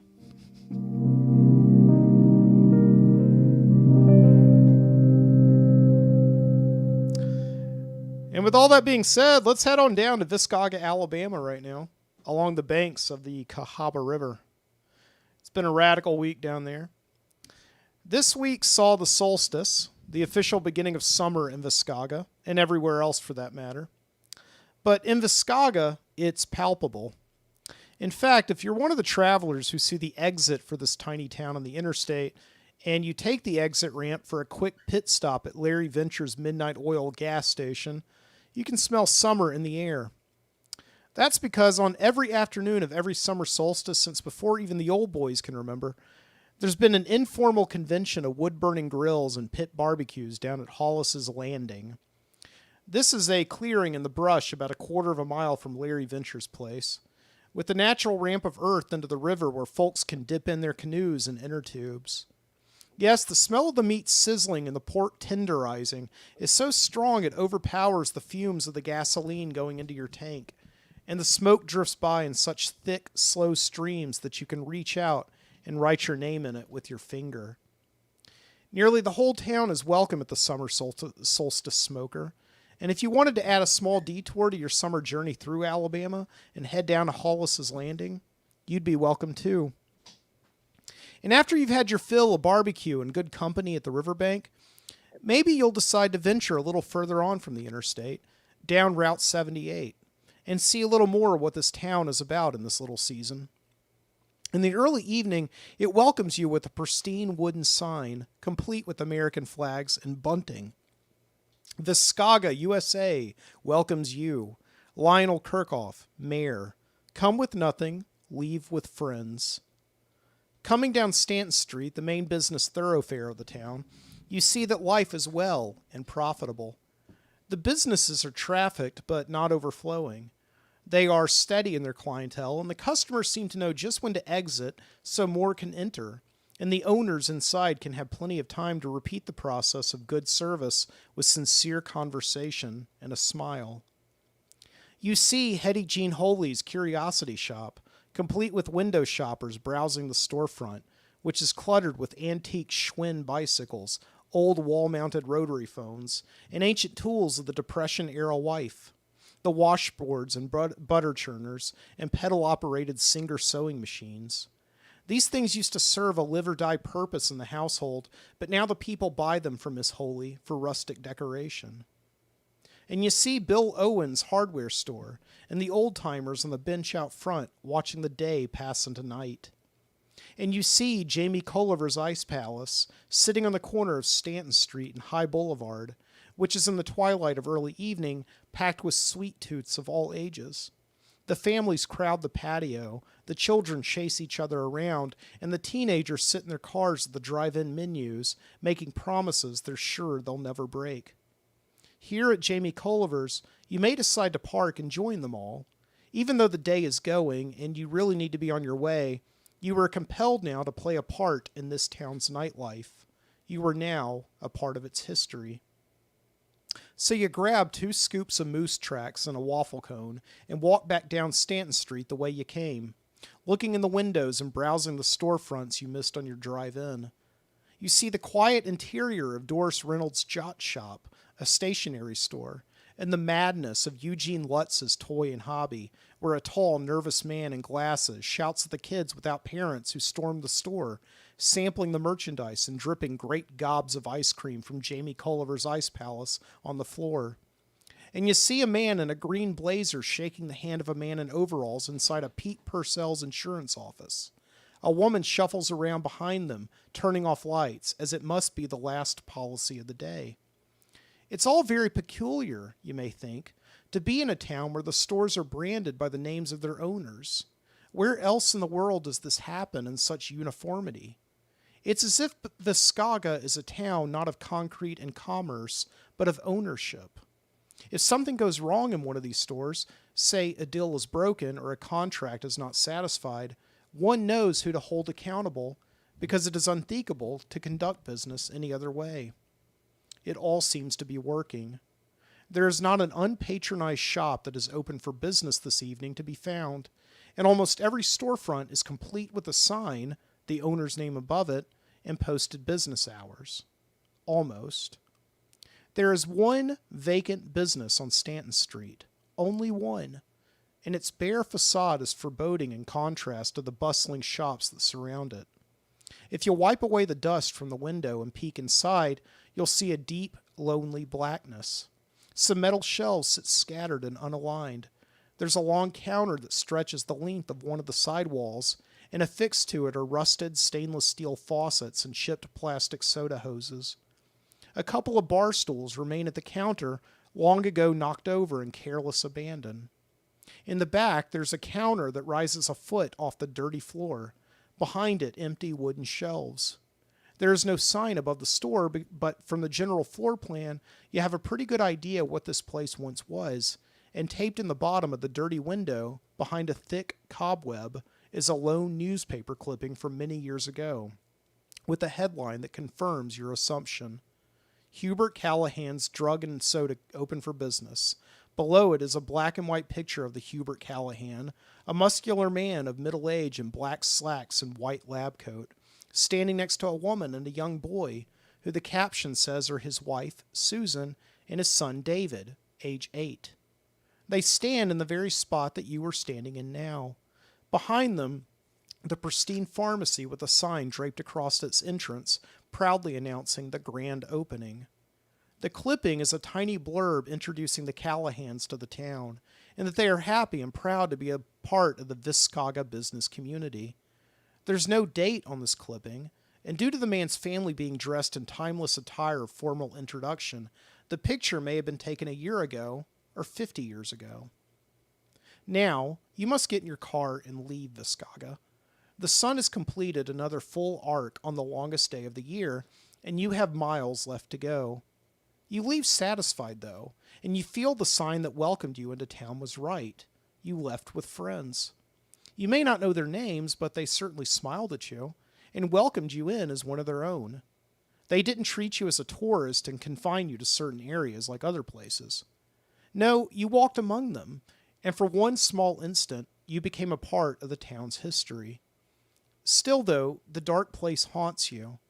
As you wind down 78, further from the town, you think of the man and his family in the newspaper clipping, all smiling and long gone. What had transpired since that photo was published? Why was his pharmacy empty in a town where business was booming? In the kind of small town where most storefronts go empty, unless they are a franchise or owned by some big corporate chain. Perhaps you are haunted by the photo because as you come closer to the interstate, you realize that in just a few moments you will be in just as much a forgotten piece of the town's history as the Callahan family, a fleeting memory in the sweep of time. As you pass Hollis's Landing, the last vestige of life in Viscauga, you see that another summer solstice smoker has passed into history along with everything else, and the clearing is now void of all life and smoke. That is, except for one car. It's a Jeep with an equipment rack on top, which is empty. You remember your friends at Hollis's Landing telling you early in the day that this is a popular place for one to launch a canoe and drift down the Cahaba River. Sometimes one may stay overnight, as there are plenty of good and established campsites downriver. You assume this Jeep must be here for the night, and then you think nothing more of it as you once again pass Larry Venture's Midnight Oil filling station and enter the interstate, the dark town behind you, perhaps for good. The Jeep will indeed be there all night. Its occupants, 4 of them, launched their canoes from Hollis's Landing early that afternoon, just as the early arrivers to the summer solstice smoker were getting in full swing with their grills and pits. Now, several miles downriver in the dark night, in the woods, they camped, their canoes safely tied with bowline knots to pine trees, and them perched on the riverbank, sitting around a campfire that crackled under mess skillets of simmering southwestern corn and breast of chicken. And 3 of them, 2 boys and 1 girl in their later teenage years, listened intently, in careful silence, to another boy in his early 20s as he spun a tale. All right, so the day before this guy gets married, he goes over to his fiance's house to see her one last time before the wedding, and nobody's there, okay? He, looks all through the house, and then he doesn't see anybody, right? But then, when he comes back in the kitchen a second time looking for her, who does he see but his fiance's hot younger sister, you get me? And she's, smoking hot, right? Like, cannons out to here. The guy telling the story, Gray Walker, extended his hands at full length in front of his chest, taking a breath to allow his audience to become lost in the fantasy. Across the fire, his buddy, Logan Gardner, chuckled long and loud, his fat body losing its balance and slinking off the log that he sat on. Next to Logan, Mac Nix sat more restrained with a polite smile, which thinly masked a cringy lump in his throat. He was sure he had heard frogs scatter into the water, which were startled by Logan. "So she's real stacked, right?" Logan said. "Yeah, she's stacked," Gray said. "Listen to what I'm saying. Big cannons out to here, long legs, short shorts, and you can see the outline of her." "I think we get the idea," Cherry Prince chimed in. She was smiling and going along with it, but Mac couldn't help but notice a deep level of disdain for this guy sitting next to her. Or maybe it was embarrassment, a humiliating feeling that she got for hyping this Gray Walker idiot up to him, saying he's a really sweet guy, as she begged him to come along on this safari. "Sure, Cherry, if he's such a sweet guy, then why do you need me as a buffer?" "Okay, so you get the idea," Gray said. So anyway, his fiance's hot sister is standing there in the kitchen, and she says to him, "Sweetheart, I know you're getting married to my sister tomorrow. I know you love her and you'll never leave her. But sweetie, since this is my last chance, I gotta admit to you that I've had the hots for you ever since we first met.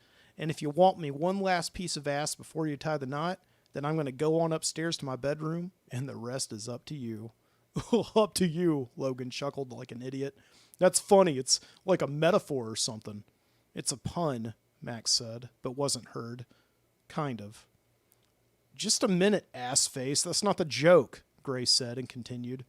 "So the sister goes upstairs, right? And the guy, freaked the hell out, makes a beeline for the front door, heads outside, and there he sees his fiancée, and she's not alone. She's standing there with her whole family, her mom, her dad, her grandparents, everybody. And they applaud him. They say, 'You passed the test. You're truly worthy of marrying our daughter.' And the guy smiles, relieved. Moral of the story, always leave your condoms in the car." The sounds of their laughter echoed through the woods. Even Mac had to admit that that was a pretty good punchline. Still, he came down from his laughter long before Logan did, and saw Cherry dismissing it along with him, and they waited for the others to join them. They waited a while. "That's killer," Logan said, struggling to balance himself on the log. "Where'd you hear that one?" "Oh, a guy at the house told me. Think it was Sal who told it at a poker night one night. Good stuff." Gray finished off his laughter and stirred the spatula in the skillet. "So, Mac, it is Mac, isn't it?" "Yeah, that's right," Mac said, even though he'd already told this asshole 5 times today his name was Mac, right after Cherry had told him 5 times also. "It's really McCord, but everyone calls me Mac." "I'm sure they do," Gray said. He brought the spatula up to his mouth and licked it for a taste test. The message wasn't lost on Mac that this was a power move, being the first to lick the shared surface, the spoon that would touch his food. It was probably some dick move they taught you in business school, which is where this dick had come from. So have you given any thought to pledging? Pledging? Mac said. Yeah, man, a fraternity. You going to pledge in the fall? It's always best to do it as a freshman. By the time you're a senior, you're like a king. Actually, Mac isn't going to college, Cherry said, beating Mac to the answer. Oh, sorry, bro. Couldn't get in, huh? No, it's not that, Cherry again cut in. He's one of the smartest people at school. He just doesn't know what he's going to do yet. What are you, his interpreter? Gray said. Let the kid speak for himself. Kid, Mac thought. Rather than sneer at Gray, he looked at Cherry and frowned. Mac and Cherry knew, just by looking at each other across the flames, that this had been a mistake, and Mac couldn't stay angry with her. He saw in her eyes a sincere apology, and he guessed he understood. What had been the alternative to this night? Stay home and play video games while Cherry went by herself into the woods with these guys? Or maybe one of the other guys she had just graduated with, who could act as her comfort blanket in the presence of this loose cannon Gray and his Nimrod friend from college? No, she had asked him of all people, and now they were sharing secret glances, communicating without words. Maybe this wasn't such a bad idea after all. She looked amazing in the glowing of the moon, the sparks from the fire matching and accentuating her curly red hair. Finally, Max said, I applied to a bunch of schools and got in, but I don't think I want to go yet. I may take a year off. You apply to Auburn? Gray said. Sure, I got in, but I didn't like their creative writing program. I get you, bro, but you got to remember that going to Auburn gets you a steal on student tickets to Tigers games. You get them at something like a 40% discount. You know how much those things go for regular? Mac didn't answer that, instead wondering what the creative writing program and football had to do with each other. The chicken and the corn finished cooking, and Gray brought out plates and silverware for everybody and served them. He had taken it upon himself to do everything for them on this trip, and Mac figured that was more of his business school training coming in. At business school, he had said to Mac earlier in the day as they were meeting each other for the first time and unloading their canoes, they teach you the value of leadership. So Gray had demonstrated this. He told everyone what to do from the beginning, how to launch the canoes and how to paddle them down the river, and where to row to avoid rocks, and how to secure their gear from falling out, and which knots to tie, and how to hitch their boats to the bank, and he told everybody what the difference between a knot and a hitch was, even though no one had asked him. But his buddy Logan had listened intently all the way, while Cherry went along with it, and Mac, careful not to be noticed, rolled his eyes. Business school, Mac considered, must be a breeding ground for authoritative douchebags. Mac had wondered what Cherry saw in Gray, and why she hadn't asked herself the obvious question. What does this hot shit college guy want with her anyway? Sure, Cherry was cute and charming, and to know her was to love her, but she had still been a senior in high school when Gray had met her on one of their college visits to Auburn, where he was already a student and had plenty of girls to choose from whom he didn't have to drive 2 hours to see. Obviously, he had to be a loser on campus, and desperate to identify himself as anything but a loser to anyone who didn't know him yet. Of course, based on Logan's idolatry of Gray Walker, he seemed to be a living, breathing god, holding court at the campfire. You got any more jokes, man? Logan said, tossing his plate on the ground, which he had cleaned before Mac could even take a bite. That last one nearly made me drop a load. Gross, man, Gray said. There's a lady present. Actually, I was wondering if Mac could tell a ghost story. Mac looked up at Cherry, shocked she would nominate him. Mac knows all about Viscauga and its ghost. He always had an A in history, didn't you, Mac? Is that so? Gray said. The smugness in his voice was not lost on Mac. Check out the history buff. My mom's the town librarian, so a lot of it rubbed off on me, I guess. Tell them the one about the guy who blinded himself. What was his name? Jim or James? Jeb, Max said. It could see Gray gazing at him through the flames, his business school sense of psyching out competitors in full swing. Yeah, that's not really a ghost story. It's something that actually happened. Even better, Cherry said. Ooh, sounds scary, Gray said. Next to Mac, Logan had pulled a bag of sunflower seeds from the leg pocket of his cargo shorts and was smacking loudly. I guess it's kind of scary, Mac said, when you think about the fact that the guy lived around here, in these woods. Jeb was a carpenter who used to live out here with his dad. This was about 20 or 30 years ago. They lived in an old shack that his dad had built from scratch. For work, the dad would go into town and do all this contracting. He'd help folks build their houses or their deck additions. Any job that needed a hammer and a nail, this guy would do it, and he'd often bring Jeb with him. Well, one day, Jeb was helping his dad build a barn, and Jeb was off constructing the frame, and his dad was working a circular saw when he suddenly had a heart attack. It was a small one, not life-threatening, but the problem was that he fell on the saw, and it split his stomach wide open. His dad screamed for help, but by the time Jeb got to him, he was lying there, dead on the table. Bet that was a real mess, Gray said, and Logan spit a flurry of seeds from his mouth. Yeah, it was. So Jeb was devastated. He was raised by his father, and he didn't have any family he could go live with, so he just came back here to the woods. He lived alone in the small house that his dad had built for him, hardly ever going into town at all. He trapped his own game and virtually became a shut-in. Some say he went crazy, and in his psychosis started seeing the ghost of his father walking around the cabin. His stomach was split open and entrails spilling out. Gross, Cherry said. Mac watched as Gray seized the moment to put his hand around her back and pull her in close. Mac wondered if he was aiding and abetting her inevitable seduction, betraying his very reason for agreeing to come out here in the first place. Anyway, Mac said, he couldn't stand the sight of seeing his dead and brutalized father anymore, so one day he came into town and he walked right into the hardware store. He took a knife and split open a bag of lye and tossed it in his eyes, blinding himself. Holy shit, Logan called out through his mouth full of sunflower seeds. That really happened? Yep, Mac said. It was witnessed by 5 or 6 people and written about in the paper and everything. What happened to Jeb? Cherry said. He was taken into custody and a judge sent him off to Bryce in Tuscaloosa. It's a mental institution. All right, so let me guess, Gray said, smiling. His father's ghost still walks these woods at night waiting for his son to return. I don't know, Max said. I've never heard anything about that, but Jeb seemed to think something was out here. He was convinced enough to blind himself. Looks like we need some more wood, Gray said, not missing a beat or waiting for Mac to add any additional details. Whose turn is it? I'll go get some, Cherry said. She began to break away from Gray and stand up, but Gray pulled her back in close. Actually, buddy, Gray said, looking through the dying campfire at Mac, I think it's all you this time. Mac was sure it wasn't him this time. He had gathered most of the wood that they had already burned through, Gray in his leadership role dictating him to do so. If anyone should get the wood, it should be the fat slob on the log next to him, munching on his sunflower seeds.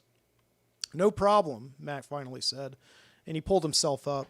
He went to the tent behind him, unzipped the flap, and got out his flashlight. And make sure you zip the tent back up, Gray called to him from his seat next to Cherry. We don't want any snakes getting in there, all right? Whatever you say, you big royal asshole, Mac thought to himself. Mac zipped the flap back up and walked into the woods. Whether the tent was zipped up or not, Mac was sure that Gray could care less. They brought 2 tents with them and put 2 up. One was for Cherry as the lone girl, and the other was for the 3 guys. Of course, that was the arrangement they had made in town, but Mac was sure that in the woods things would be different, and just as Gray had ordered Mac into the canoe with Logan, his excessive weight dipping the front end of the boat into the water as they rowed, Gray would surely talk his way into sleeping with Cherry in her tent and leave the 2 other guys to fend for themselves.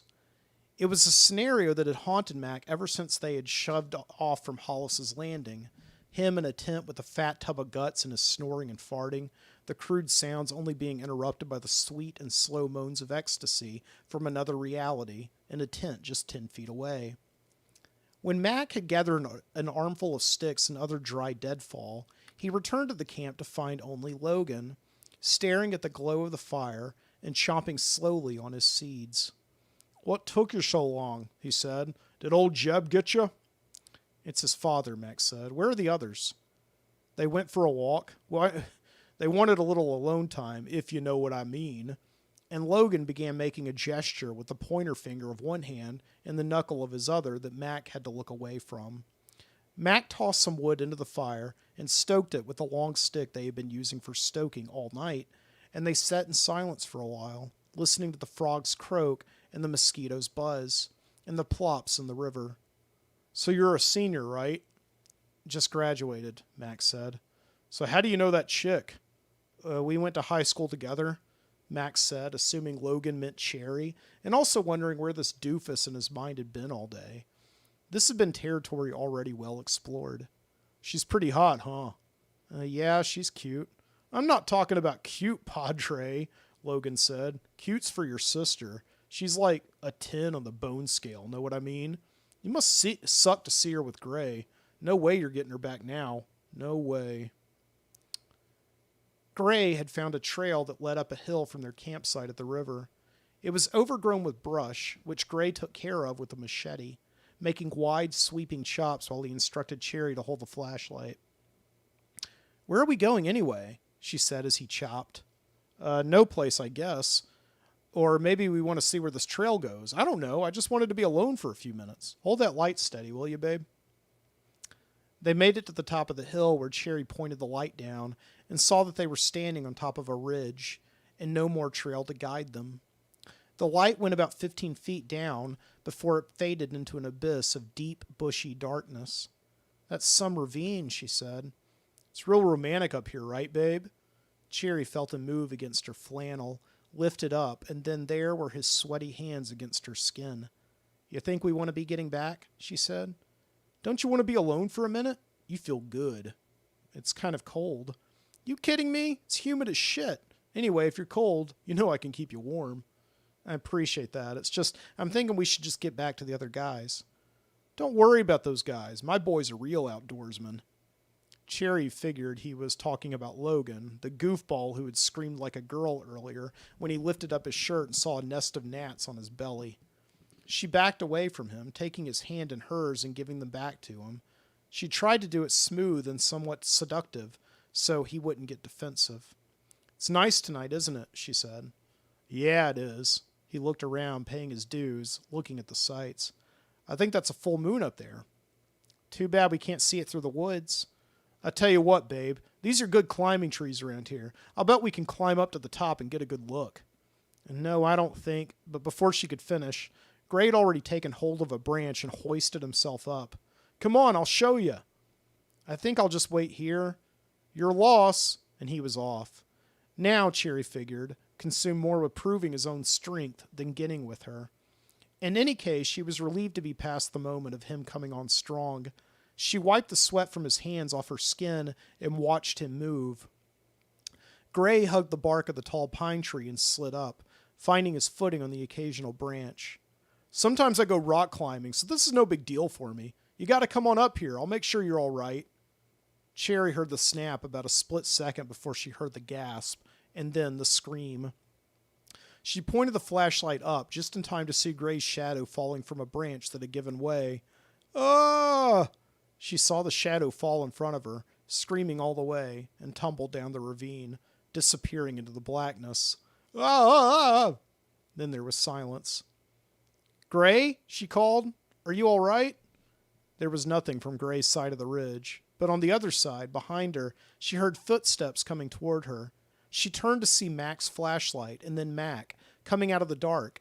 Behind him, far behind him, was the shuffling, huffing figure of Logan. What happened? Max said. Gray fell. He's somewhere down there. I don't know if he's okay.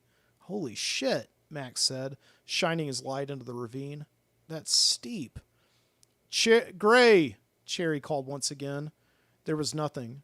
They stood in silence, looking down, listening to the buzzing and the chirping of the woods. And then a voice, slow and groaning, came up at them through the wind. Damn, that hurt, it said. We're coming down to you, Cherry said, and began walking down the ravine in wide, measured steps. Mac began to follow, but Logan held his ground, still panting at the top of the hill. There could be snakes down there, Logan said. There could be snakes up here too, Mac said. You might as well come. So Logan brought it up the rear as they made their way down the hill, slowly. They followed Gray's groans to where the hill leveled off and found him leaning against the side of a small random building which stood alone in the middle of a clearing. You okay, hun? Cherry said as they approached him with their flashlights. I guess so. This building broke my fall. As Cherry knelt down in the dirt next to Gray and inspected his head, Mac panned the area with the flashlight, starting with the structure that Gray had fallen into. It was just a tiny tin shack, about the size of a modest walk-in closet. It immediately struck him as strange that it should be here.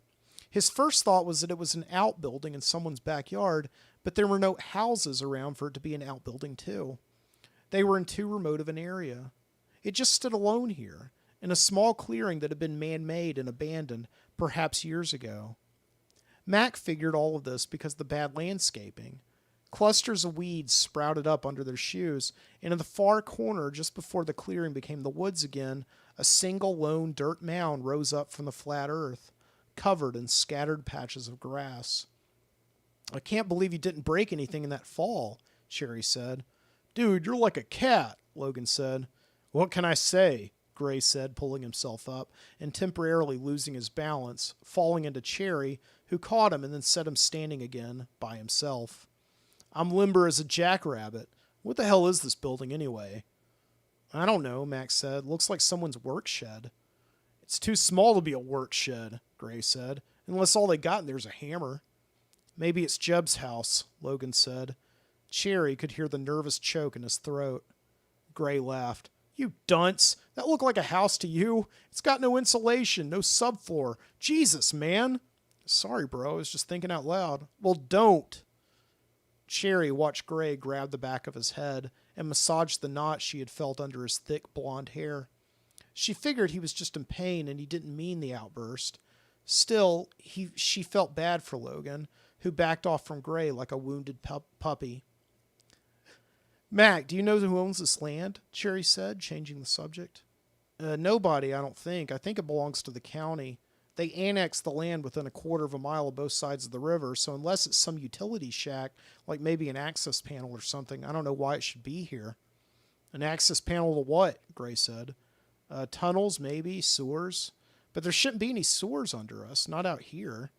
"Well, there's only one way to find out. Let's open the sucker." Before any of them could tell him otherwise, Gray found the door on the other side of the tin shack and turned the knob. To everyone's surprise, it opened, and it was probably the first time in a long time that it had been opened. Gray pulled against the rusted metal with his fingers, the base of the door buried in several thick inches of hard, compacted dirt. Max stepped forward with the light and gasped as he saw what was inside. It was a gate leading down into the ground. It had come detached from its top hinges and hung leaning against the wall of the shed, creating a small, unobstructed passage in the earth. "Of course," Max said. "I don't know why I didn't figure it before." "What is it?" Logan said, cowering somewhere behind him. "It's an old mine entrance. They used to mine coal out here, ship it out to Birmingham to be processed. I've heard of all the mines around town, but I've never been in one. They've been closed for years." "That's some cool shit," Gray said, grabbing the flashlight from Cherry and stepping up to the gate. "Like, literally, it feels crazy cool down there. Look how deep it goes. We gotta check this out." Logan, straggling into the shed, said, "I don't know, man. What about cave-ins?" "That's in a cave, dumbass. This is a mine." "He's got a point," Max said. "There's no way we're safe down there. I mean, the roof hasn't been reinforced in 40 or 50. "All right, fine," Gray said. "Anyone who's a wet blanket can stay up here. I'm going down. When else do you get a chance like this?"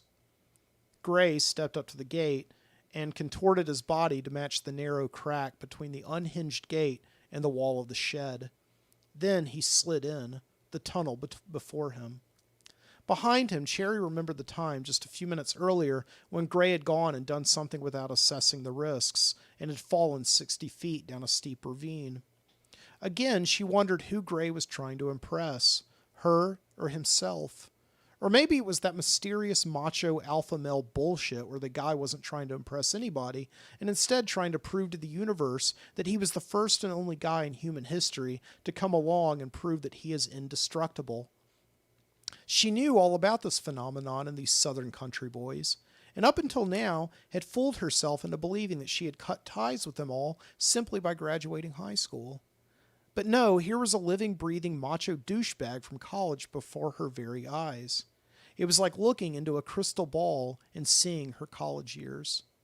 Guys like this wouldn't stop until someone or something stopped them. Geez, that's a tight fit, he said, and turned to them. Logan, you better stay up here. What are you, crazy? I'm not staying up here alone. There's no way you'll fit through there. You're too fat. How about the kid stay with you? How about the kid stays with you? Actually, I think I'm going to come, Mac said. I think that's a good idea, Cherry said, searching for an excuse. Mac knows all about the mines. We see something, he'll be able to interpret it for us. Right, Mac? Sure. Whatever, Gray said. You both can come on. Logan, you stay here. We're just going to be right down at the bottom, back in a flash. You promise you'll come right back? Logan said, his voice approaching a whine. Gray said nothing and turned to look down the tunnel. Reluctantly, Mac handed Logan his flashlight and then squeezed through the gate. Cherry followed him and they all began to descend. Behind them, Logan paced nervously. Mac counted the steps to the bottom. 20 rusty metal steps between the open air of the night and the pitch blackness of the cool, drafty mine. When they all reached the floor of the dusty red earth, Gray panned the flashlight to reveal that they were standing in a long, narrow tunnel that seemed to slope endlessly down, the beam of the flashlight dissipating before it hit any wall in front of them. Mac took note of the red clay that surrounded them, the floor and the walls and the roof. He said, "It's iron ore, not coal." "What?" Gray said. "This is an iron ore mine. It's the key ingredient for pig iron, which makes steel." Gray ignored the comment and walked further on. As they walked, Cherry noticed tunnels to her left and right, spread out about every 20 feet or so. Gray threw the light into them as they went, and they lit up large, hollow rooms of red dirt, which seemed to sparkle in the darkness. Every so often in the walls were small holes that looked like they had been drilled long ago, and there were natural columns of the glittering red rock, which Cherry assumed were the only supports keeping the roof from falling down on them. "It's like a beehive," she said, her voice bouncing off the walls and echoing all the way down. "I think what they did," Max said, "is tunnel down a bit at a time, making these rooms as they went along so they could extract the iron ore. Those holes are where they must have put the dynamite." "Sounds dangerous," Cherry said. Mac heard a touch of romance in her voice, and he was sure of it that Cherry was glad he was here. He had to admit that he was as impressed with himself as she maybe was of him at this moment. He was surprised how much he could tell from the mine by just looking around. He had no idea if any of his assumptions were right, but he was sure that right now he was the smartest person in this mine. "Hey!" A voice came from the way they had come, up the steps and before the gate. "You guys almost done down there?" "What a wimp," Gray said, and he began to holler back to Logan, but Max stepped in front of him. "Don't," he whispered. "You yell and it could bring the roof down." Gray looked down to find that Mac, in his urgency, had put his hand on his shoulder in a motion of stopping Gray's next move. And then Gray looked up, and the two locked eyes. Max saw that Gray was not giving him a look of gratitude, but a challenge, and being slightly wounded. And the guy had no intention of breaking off his eye contact until his challenger did first. "You guys, look!" Cherry, next to them, had her eyes on something that the flashlight had landed on. To Gray's satisfaction, Mac turned to her, and then they all followed the light to find a dirty, dusty welcome mat lying at the entrance to one of the antechambers, about 10 feet in front of them.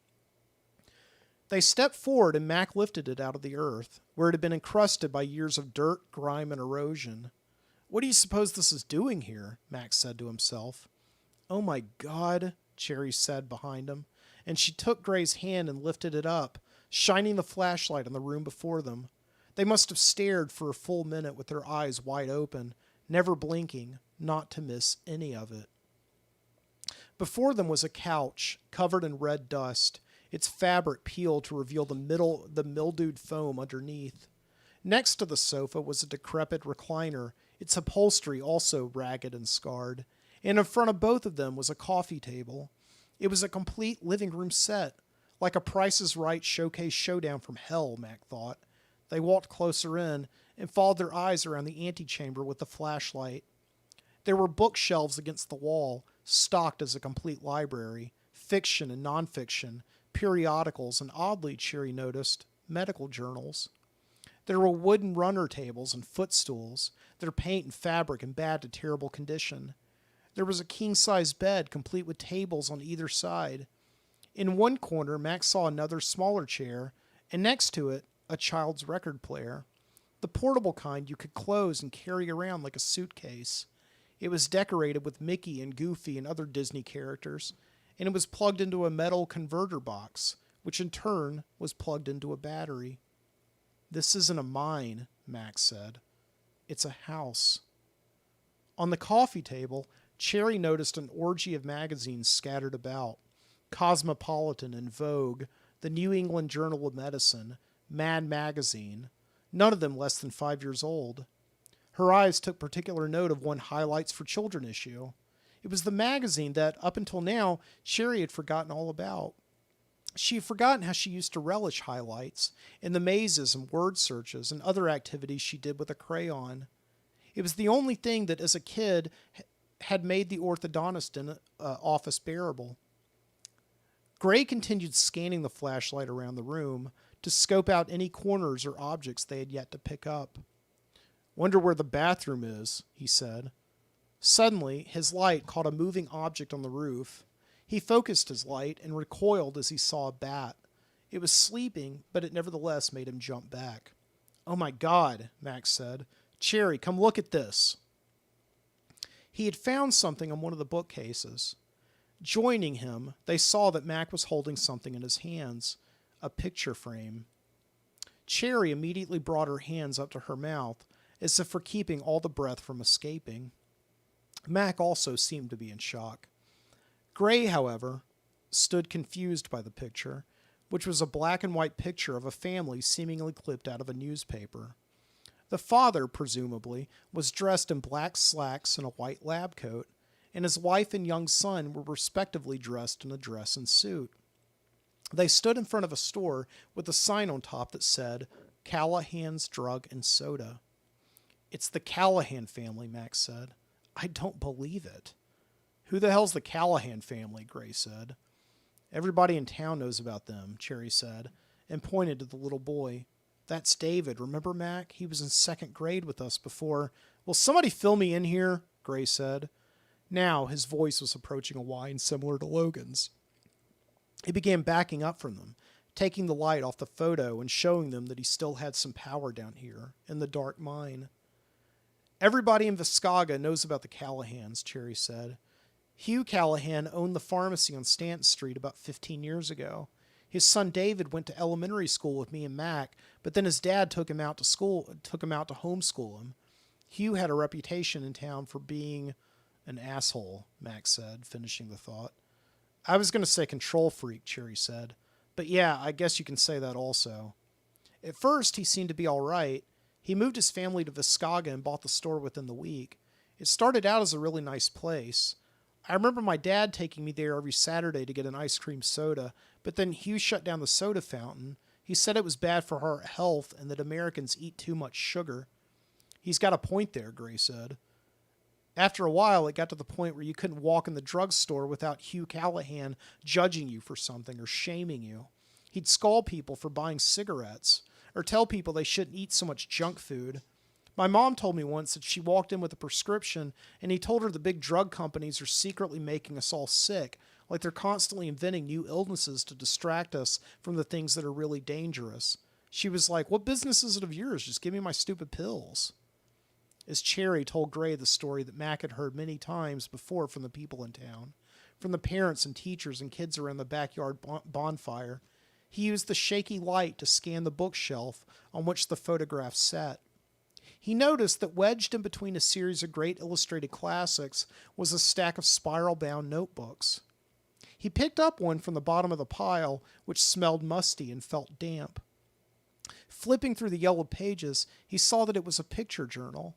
There were no dates above any of the drawings, but Max saw that they definitely told a chronological story. The pictures began as scribbles in a child's hand. A mother, father, and child stick figure standing outside a big box, which Mac assumed was Callahan's Drug and Soda. Then the stick figures were standing outside a hole, which Mac figured was the mine. Then the stick figures went on several daily adventures, from hunting and gathering with rifles and traps, and the mother stick figure teaching the child stick figure at a blackboard. Mac rifled through more of the journals as somewhere, seemingly far away, Cherry talked. Slowly, over time, the drawings became better and more detailed, and the child stick figures matured. It grew in size, flesh, and muscle tone. It trapped rabbits and played in the river with its parents. And he got in trouble, with his father most of all from the look of it. There were plenty of drawings of the father, increasingly looking more like Hugh Callahan in the photo, with sinister features. Narrow eyes and disapproving smirks, and in one drawing, devil horns sprouting from his scalp. As time and the pages flipped forward, there were less drawings of the father, and the focus seemed to be more on the mother, sketched with smiles and hugging her son. Then, in the later notebooks, nearing the top of the pile, the drawings began to depart from daily life in the mine, and instead showed beaches and sunsets, and mountaintop views that looked like they could have been pictures in a magazine. And they had probably come from a magazine, Mac assumed, one from the coffee table or the bookshelf, David Callahan's only view of what the outside world looked like. Finally, Mac made it to the final notebook in the pile. He immediately noticed that the pages were not as yellow as the others, and the condition was more pristine. Only a few pages had been used. On the first page, Mac saw that the mother seemed to no longer be smiling. Instead, her features were pale and her cheeks flushed. In one landscape sketch that took up both pages, the mother laid on the bed with her son by her side, and Max saw that in a far corner of the page, in a circle that had been darkened by the furious scribble of a pencil, were two red eyes that watched them. They seemed to be watching Mac also. And out of the scribbled blackness was a dialogue bubble. "You only think you're sick." Anyway, the story goes that Hugh Callahan totally turned the whole town off, Cherry was saying. He apparently used to go to city council meetings and tell everybody that they were all going to die if they didn't take their health more seriously. He tried to get them to ban sodas and quarantine themselves for 2 weeks if they left town and came back. So pretty soon, I guess he got to them. They stopped coming into his store and buying things from him. "You mean the idiots in your town actually believed him?" Gray said, laughing. "No, not that," Cherry said. "It's just that nobody wanted to hear it anymore. They started going to Pell City to buy their drugs. And then one day, people woke up and Callahan's food and drug was closed. He just moved out and left everything behind. The family disappeared, and nobody ever found out what happened to them. Until now," Mac mumbled, barely loud enough for the others to hear. "It's weird," Cherry said. "But since he moved out all those years ago, no other business has ever moved into that building. Mac, do you ever remember anything else going in there?" If he heard her, Mac didn't show it. He flipped slowly from page to page of the final notebook of David Callahan. His sketches showed the father with an eyedropper, dropping bits of a liquid into a cup, and then giving it to the mother to drink. And then there was the next page, which showed the father and son outside, the son with the rifle, presumably for hunting, but aiming it at his father. Careful, as if slowing down time could prevent the next twist in the story that Mac was sure would come, Mac turned the page and saw a dirt mound with the makeshift wooden cross coming out of it. "All the other stores in town do fine on Stanton Street, but they'd never been able to fill that one," Cherry said. "It's like it's cursed or something." "They're dead," Mac said. They looked up at Mac, Gray throwing the light off the notebook and spotlighting his face. They saw that he was pale, as if all the air had been sucked out of his flesh. "What are you talking about, bro?" Gray said. "Give me the flashlight," Mac said. "No way, man, it's mine," but Mac was off. He took the flashlight from Gray and ran out of the room. He stuffed the final notebook in his back pocket and with his free hand took Cherry's. "Come on," he said to her. She ran with him down the tunnel and up the stairs. Gray ran behind them, trying to keep up. At the top of the stairs, they were greeted by Logan's flashlight, bouncing nervously off the walls of the shed. "Thank God," he screamed as they wedged through the gate. "What took you guys so long? You know I'm dropping loads up here waiting for you sons of guns." Ignoring his bitching, they followed Mac outside the shed, where he ran with his light to a single wide mound rising out of the weeds and bushes. Mac fell on top of it and began to dig furiously through the dirt. What is it? Cherry said. I thought it was weird when we first came out here, Max said through his huffing and panting. Weird that a mound would just randomly be here. It's like a cemetery or something, which is what it is. With one last sweep of his hands, Mac leaned back from the mound and just sat looking at what he had unearthed. The others looked with him and saw 2 wooden makeshift crosses. They had been pushed over by years of wind and covered by erosion, and now they laid exposed in the dirty earth, marking the final resting places of Hugh and Susan Callahan. Mac took the notebook out of his back pocket, opened it up, and handed it to Cherry. He brought them down here so they wouldn't get sick, Max said, catching his breath. They never left town. They were here all along. How did they die? Cherry said. It's in the notebook. His wife got sick, which is the number one thing that Hugh couldn't deal with. I guess he didn't want some virus or cancer killing her. If anybody was going to kill her, he was going to do it himself. David killed his father, Cherry said.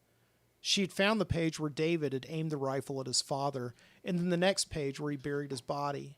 And then she flipped to the next page, which portrayed the mother, Susan, lying on the bed, her eyes closed, and a scribbled R.I.P. above it. And that was all. The rest of the pages were blank. He was trying to protect her from the man who was protecting them, Cherry said. So where's the kid? Gray said. I have no idea, Max said. He stood up and joined them, looking at the grave. He's not here anymore, that's for sure. I guess he finally got out. He's out there somewhere.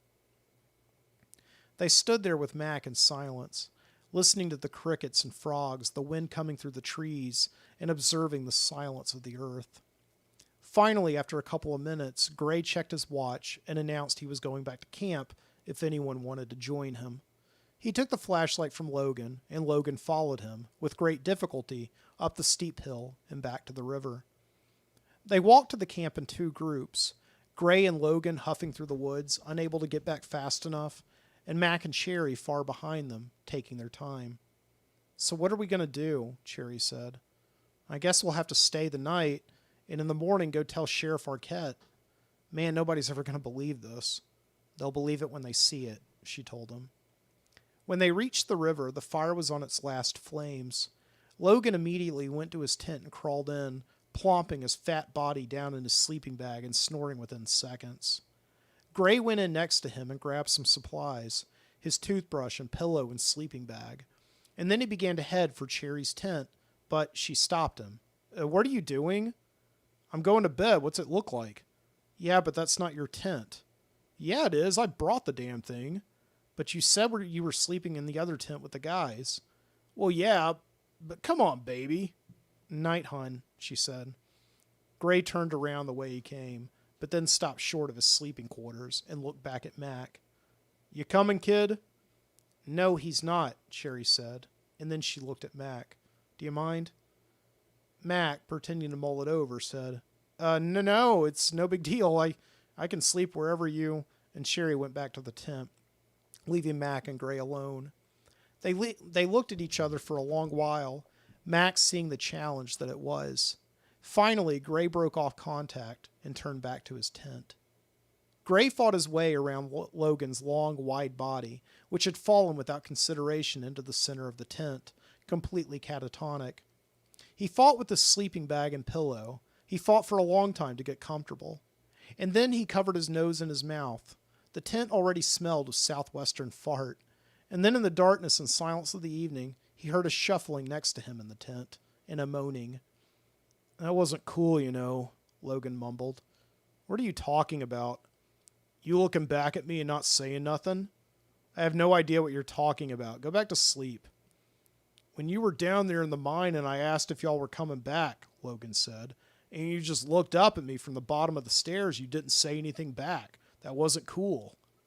I didn't say anything because I didn't want to yell and cause a cave-in, you dingleberry. And anyway, I wasn't at the bottom of the steps. I was down in the tunnel. No way. I saw you at the bottom of the steps. You just looked back at me. I saw your eyes. You stared at me. And then you went off without saying nothing. When Mac unzipped the flap in the morning to walk into the woods and pee, he noticed that the fire was still smoldering and the other tent was gone, along with one of the canoes. He called to Cherry, who groggily moped outside, and woke up instantly when she saw that they had been left out here. "I'm sorry he left," Max said. "I know you liked him." No, he was trash," she said. "I don't think I'm going to Auburn after all." "Well, what are you going to do?" Maybe just wander the earth," Cherry said. "See what it has to offer. Just like David Callahan." She went back inside the tent to get a couple of more minutes of sleep. Mac went into the woods to gather some wood and get the fire started again. Once he got a spark and saw the flames rise, he put on some coffee and sat alone, waiting for it to perk. He admired the mist coming off the Cahaba River and the sounds of the woodpeckers drilling the trees, and he spotted several cardinals perching themselves on branches. He loved summer mornings like this one.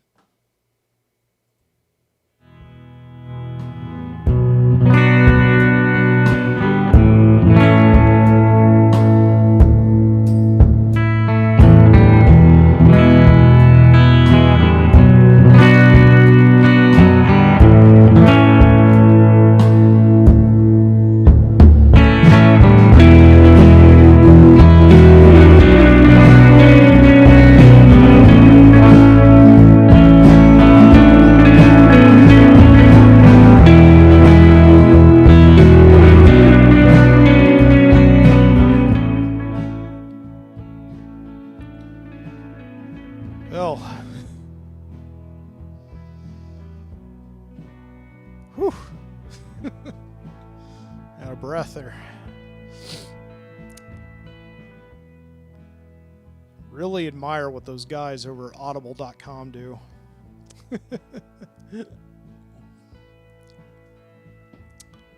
Reminding you that you can read this and other stories like it over at my website, mikebooty.com/writing. These tales from Viscauga, Alabama, which always start as 2 or 3 page stories and balloon into epic shorts. Yeah, I'm looking at the live stream. I really cleared the room out with that one, didn't I? Oh, hey, thanks, Paul. Paul is somehow still watching. He must be having a good cigar out there on the porch. He said epic tale. Thank you very much.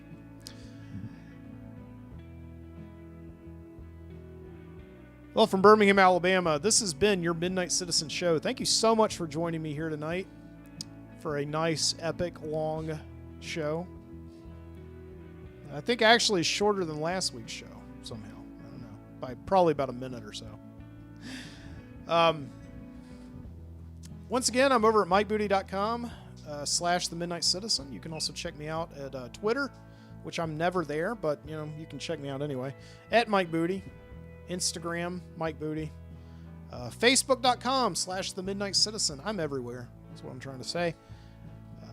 Subscribe to me on your favorite podcast app of choice.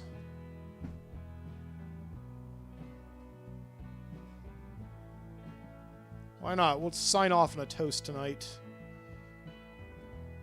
Paul, if you're still out there in the night drinking your Maker's Mark, I think we left a little bit of it the other night. Maybe you guys still have some of it left. Here's one to you, buddy. Thank you for staying up with me through this whole thing.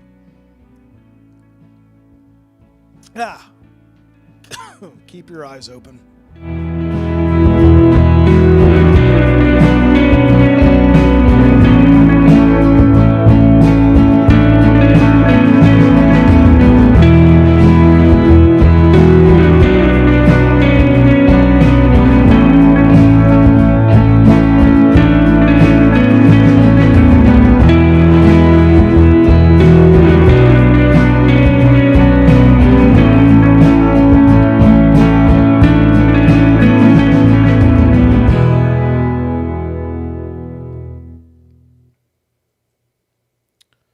Oh my gosh. Okay. That was whew. Sweating hot in the studio reading that story. Yeah, that was after last week's story that took me 2 freaking weeks to write. span 35 pages. I was like, I'm gonna like make a short one this week, and started it on Monday, and yeah, ended up being about 20 pages long. So it's just, my mom always used to tell me that, son, you're a good writer, you just don't know where to end things. So I think that's what happened here, but I don't know. This is a first draft. I'll work on it later. So anyway, yeah, no, that story though was I wanted to tell a story about camping, because I love going camping this time of year, and I just feel like my summer is missing something because I haven't been camping at all. And that's just something that you do in the summertime. You know, you go camping, and you know, you may canoe down the river, and you may sit there with your friends in a bonfire. And also owing to the fact that just Birmingham is basically like Disney World, in that it's a city built on top of all these tunnels that are mines where they used to mine coal and iron ore and limestone. And basically, just anywhere you go in Alabama, at least in central Alabama, there's a mine. So, you know, I had this idea, especially in the times that we're living in right now, like this family that just is really paranoid about all the diseases and viruses out there. So in order to escape them, they, you know, move down into the mines. And of course, there used to be this belief that if you move down into a mine, you live down there, the air was like so climate controlled that it could actually cure tuberculosis. I wanted to bring that fact into the story, but it just ended up getting cut out.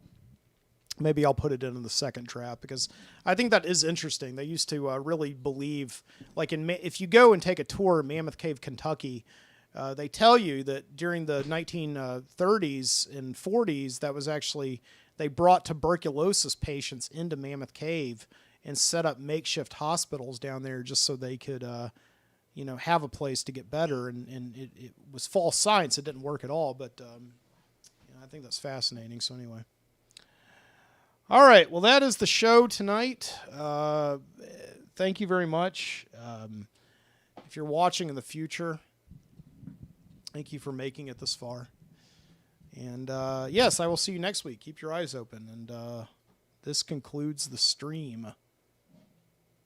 I've got a little bit more whiskey left, but I'm gonna save it for the post-show wind down, which I'm gonna go out right now and probably drink some whiskey and have a cigar. And have a great evening.